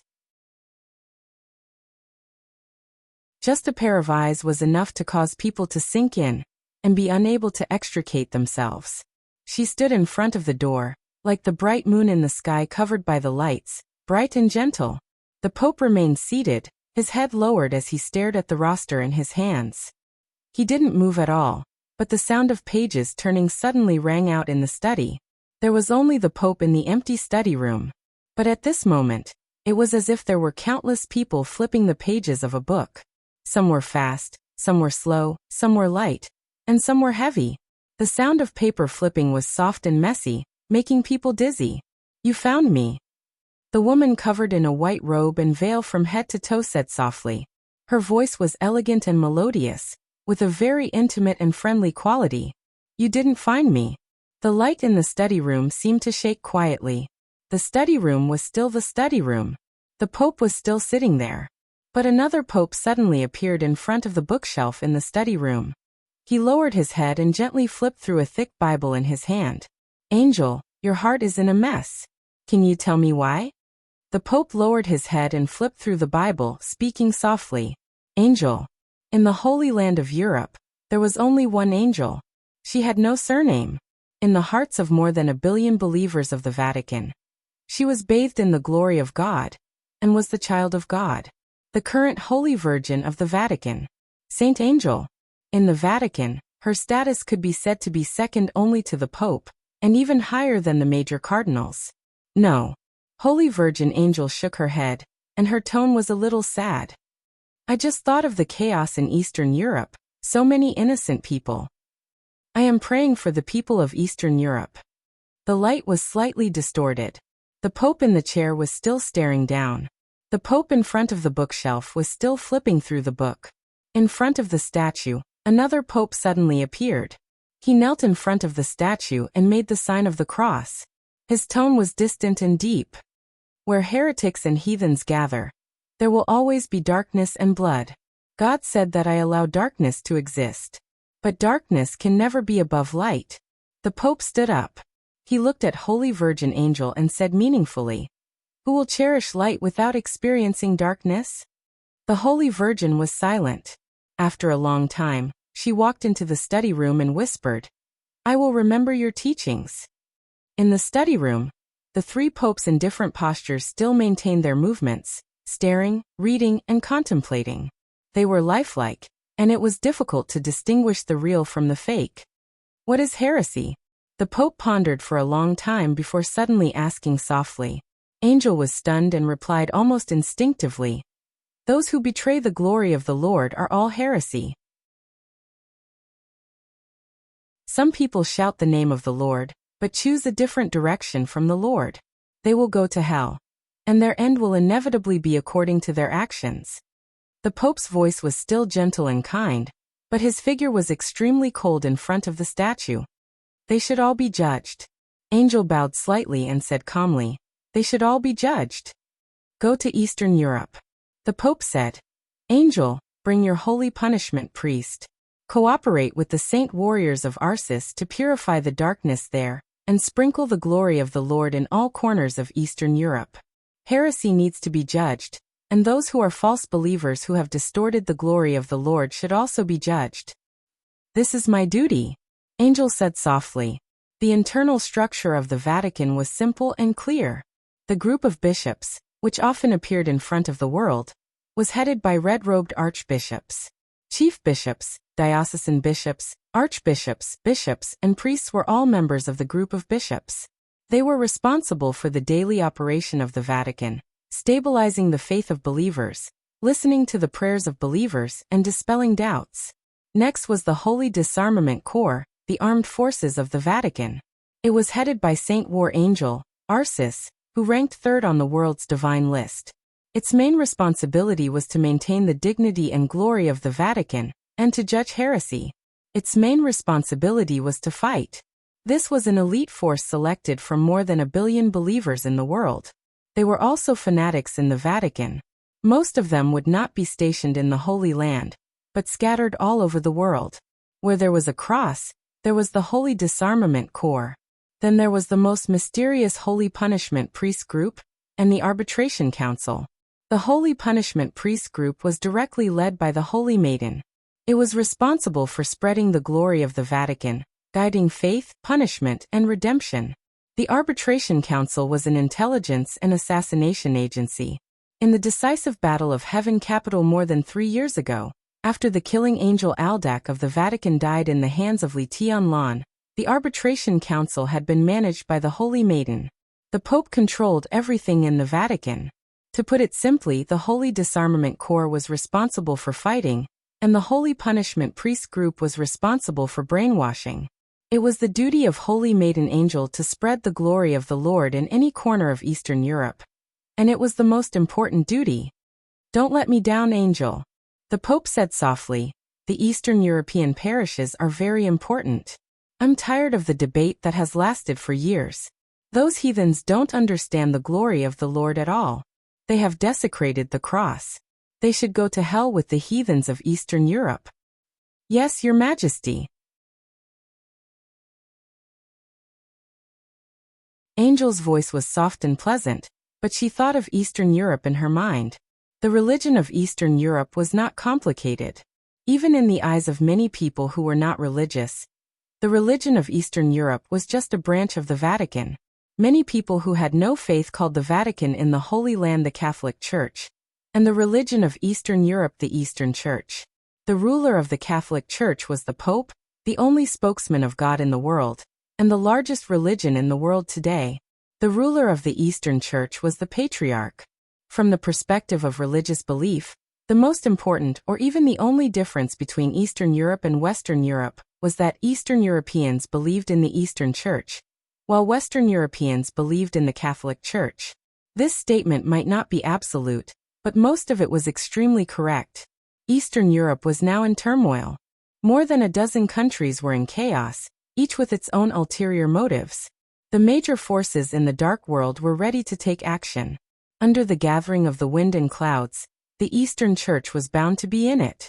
In that chaos, if the Eastern Church was destroyed, the Catholic Church would sweep Eastern Europe in the fastest time. Once the Eastern European diocese was established, the power of the Vatican would expand again, and they could even try to re-establish the Great East Asia Diocese they had planned to establish in East Island more than 3 years ago. The establishment of each diocese represented the expansion of the glory of the Lord, as well as infinite interests and power. Eastern Europe was chaotic. But the Vatican liked the current Eastern Europe very much, so they would be more chaotic next. There were countless unstable factors: competition for interests, entanglement of grievances, conflict of beliefs, political differences. There would be wars there, the most complicated wars. Angel didn't know how long the Pope had been watching Eastern Europe, but she was sure that the Samsara Palace was not the only superpower that chose to cooperate with the Vatican this time. Therefore, the chaos in Eastern Europe might have an unexpected result in the end. Angel's heart was a little confused, but she was smiling like a flower. She walked up to the Pope, who was sitting in the chair and staring down, and took the heretic roster from his hand. She stared down at the roster that had been turned to the end, and looked at the summary. Those who betrayed the glory of God were all heretics. But the last page of the register was not blank. There was also a name there, in both Chinese and English. In the Pope's mind, it was also a heretic, but there was little information. Angel saw a strange name that was a little hard to pronounce. Dongqing Rushi. Angel blinked and glanced at the lifelike Pope sitting in the chair. The 3 popes were doing different things. She didn't know which one was real and which one was fake. She also didn't know what the Pope had just stared at. It was the summary at the end of the page, or Dongqing Rushi. Angel thought quietly. She was good at thinking, so she looked very focused. The light in the study flickered. Angel's shadow was printed on the wall, very slender. "I hate shadows," the Pope suddenly said. Because it's darkness. Darkness is sin. His voice was calm and sure. The look in Angel's eyes changed quietly. She raised her head and stared at the Pope. But shadows always exist, don't they? Of course not. The Pope smiled. He moved his body.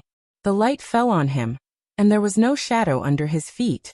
Angel's shadow reflected on the wall also began to disappear gradually. There was only light left in the whole study. That's much better, isn't it? The Pope said with a smile. This is deception. Angel looked at the Pope. Everyone knew that the Pope did not know martial arts, but few people knew that in the spiritual field, the Pope was an absolute guru. As the God in the hearts of more than 1 billion believers, the Pope could not find an opponent in the spiritual field. This meant that his will was absolutely strong. And it also meant that he was the most terrifying hypnotist in the world. He could not find an opponent at all. The Holy Palace, the Holy Church, and even the entire Holy Land could be regarded as the Pope's home field. The Pope did not want Angel to see her own shadow, so Holy Virgin Angel could not see it. Just like the 3 popes in front of her. As a master in the spiritual field, the Holy Virgin could not tell the truth from the falsehood. No. The Pope whispered, this is faith. Only light is the most sacred substance. Darkness is not, and neither is shadow. But the shadow actually exists. It was rare for Angel to be persistent. It does exist. The Pope looked at Angel thoughtfully. I allow the shadow to exist in the light of the Lord, although I don't want to see it. But the shadow that the light of the Lord can't shine on is fallen and should be purified. Angel's face suddenly turned pale. The Arbitration Council still lacks the most suitable candidate. The Pope suddenly said. Angel's delicate body trembled slightly. She lowered her head and said with unprecedented respect, I know what to do. An ancient bell suddenly rang in the Holy Palace. The bell was mellow and deep, spreading throughout the Holy Land.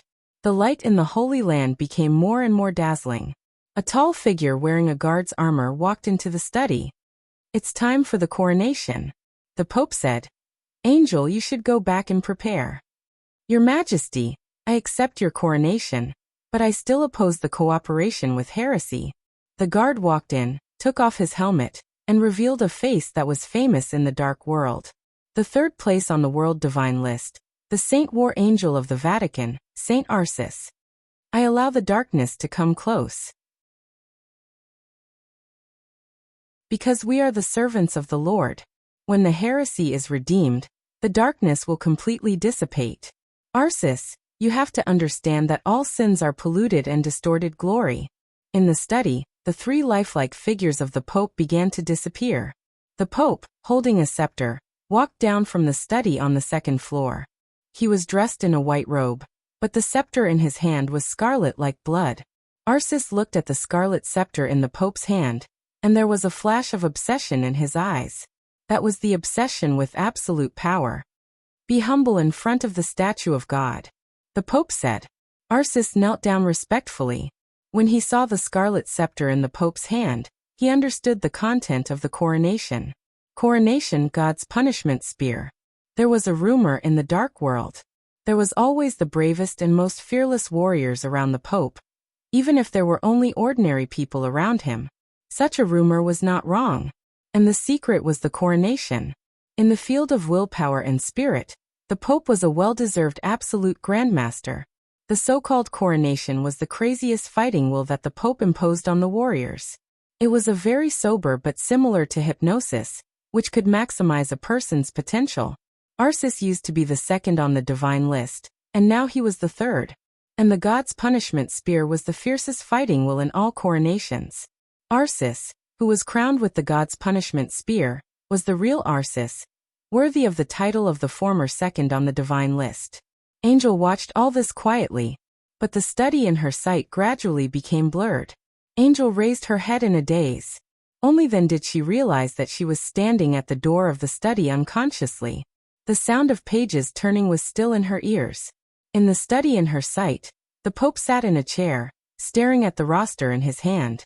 A gentle and calm voice sounded. It was like a repeat of the previous one. Angel, your heart is in a mess. Can you tell me why? The light was still on. The Pope did not look up. There was no Arsis in front of the statue. Everything was so serene and calm. An indescribable coldness and fear emerged from Angel's heart, instantly occupying all her consciousness. She didn't know if she had just walked into the study. She also didn't know if what she had just seen was true. She also didn't know if what she saw now was true. She didn't know if Arsis was in the study now. But she couldn't see it. The Pope would always only let others see what he wanted others to see. Angel's heart was filled with extreme fear. She shook her head in a panic, bowed, and quickly left the study. The Pope's figure was still sitting in the chair, staring at the roster in his hand. Under the light, a smile appeared at the corner of his mouth. There was no shadow in front of him. Angel walked out of the Holy Palace quickly. Her heart was beating wildly. After leaving the study in the depths of the Holy Palace, her heart did not relax, but became more and more afraid. Because the memory was dissipating. Everything in the study that she didn't know was real or fake just now began to disappear in her mind bit by bit. She didn't want to forget, but she couldn't control her thoughts. In the end, only a few words of the Pope remained in her mind. She remembered that the Pope asked her to lead the gods' punishment priests to Eastern Europe to assist Arsis. As for the others, she didn't remember. She wasn't even sure if she had said something in the study that she wanted to say, but had never dared to say. She wasn't sure if the Pope knew the secret of her heart. The gate of the Holy Palace was already behind her. When the guards on the street saw the Holy Virgin, they bowed respectfully. Angel walked across the street in the most elegant manner, and entered the Holy Church opposite the Holy Palace. A thin figure in the armor of a guard stood in the darkness of the church, facing the statue of God. He did not kneel or pray, as if he was waiting. She heard footsteps. The guard turned his head and chuckled. "Beautiful Holy Virgin, you are finally here. I knew that you would definitely appear here after seeing that old fellow. This is your habit." The guard took off his helmet and revealed his face. His smile was eager, but it was extremely hypocritical. Angel was uneasy. The guard was right. Every time she saw the Pope, she would have a fear from the bottom of her heart. So she would appear here to pray as soon as possible to eliminate all the negative emotions in her heart. But at this time, she didn't expect that there would be someone waiting for her in the Holy Church. She didn't expect that the person waiting for her would be the person who shouldn't be here at this time. "Melad." A touch of coldness gradually appeared in Angel's blue pupils. Her tone was a little low. "You should be praying now and preparing to be crowned by His Majesty the Pope." Arsis was not the only one who had the honor of being crowned. As the second commander of the Holy Disarmament Corps, Melad was also one. He broke through to the Invincible Realm a year ago, and the news had not been made public. This time, after being crowned by the Pope, his combat capability would soar to another level. Melad looked at Angel. His smile was still full of hypocrisy. "Are you sure what you're seeing now is true?" Melad said with a playful smile. "Do you remember how you left the Holy Palace and where you are now?" Angel's whole body trembled violently. But then she calmed down. She remembered how she left the Holy Palace. She also remembered that she was in the Holy Church now. There was no deviation in her memory, so everything in front of her was true. "How dare you?" Angel said coldly. "You're too easily excited," Melad said softly. "As the noblest Holy Virgin, you should be quiet and patient under any circumstances." His eyes gradually became naked and fiery, as if he wanted to tear apart Angel's clothes and veil with his eyes. "Before being crowned by His Majesty the Pope, you should pray devoutly. You've violated the will of His Majesty the Pope. This is blasphemy," Angel said coldly. "So Your Highness the Holy Virgin is going to pronounce me a heretic next?" Melad chuckled. Angel subconsciously took a step back and said in a deep voice, "Who the hell are you?" "I'm Melad." Melad chuckled and said, "Now, I'm just an ordinary guard who wants to make a deal with you." "Are you qualified to make a deal with me?" Angel sneered and said, "I'm the Holy Virgin of the Vatican. If you want to go to Eastern Europe, then I'm qualified to make a deal with you." Melad said unhurriedly, "For example, I can keep a shadow for you." "Ah, look at me, I've forgotten. Your Highness the Holy Virgin, you don't even have a surname." It's really pitiful. I think there's a surname in the ancient East that suits you better. What do you think? Situ. What do you think? Melad's smile was a little strange, but his eyes were extremely serious. Angel's body suddenly stiffened. She stared at the deputy commander of the Holy Disarmament Corps in front of her, and her pair of quiet blue eyes almost spewed fire at this time. What do you want? Angel said coldly. There was a touch of killing intent in her eyes, but her whole person was still holy and mysterious. I want a lot, Melad said with a smile. First of all, I need you to accompany me to meet a distinguished guest from afar. Why do you want me to go? Angel forced herself to calm down. Because your identity is noble enough, Melad said seriously. If you're not there, I may die, but I don't want to die.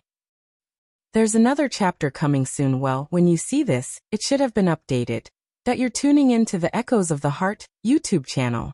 Don't forget to subscribe and join us on this journey to catch the most captivating stories.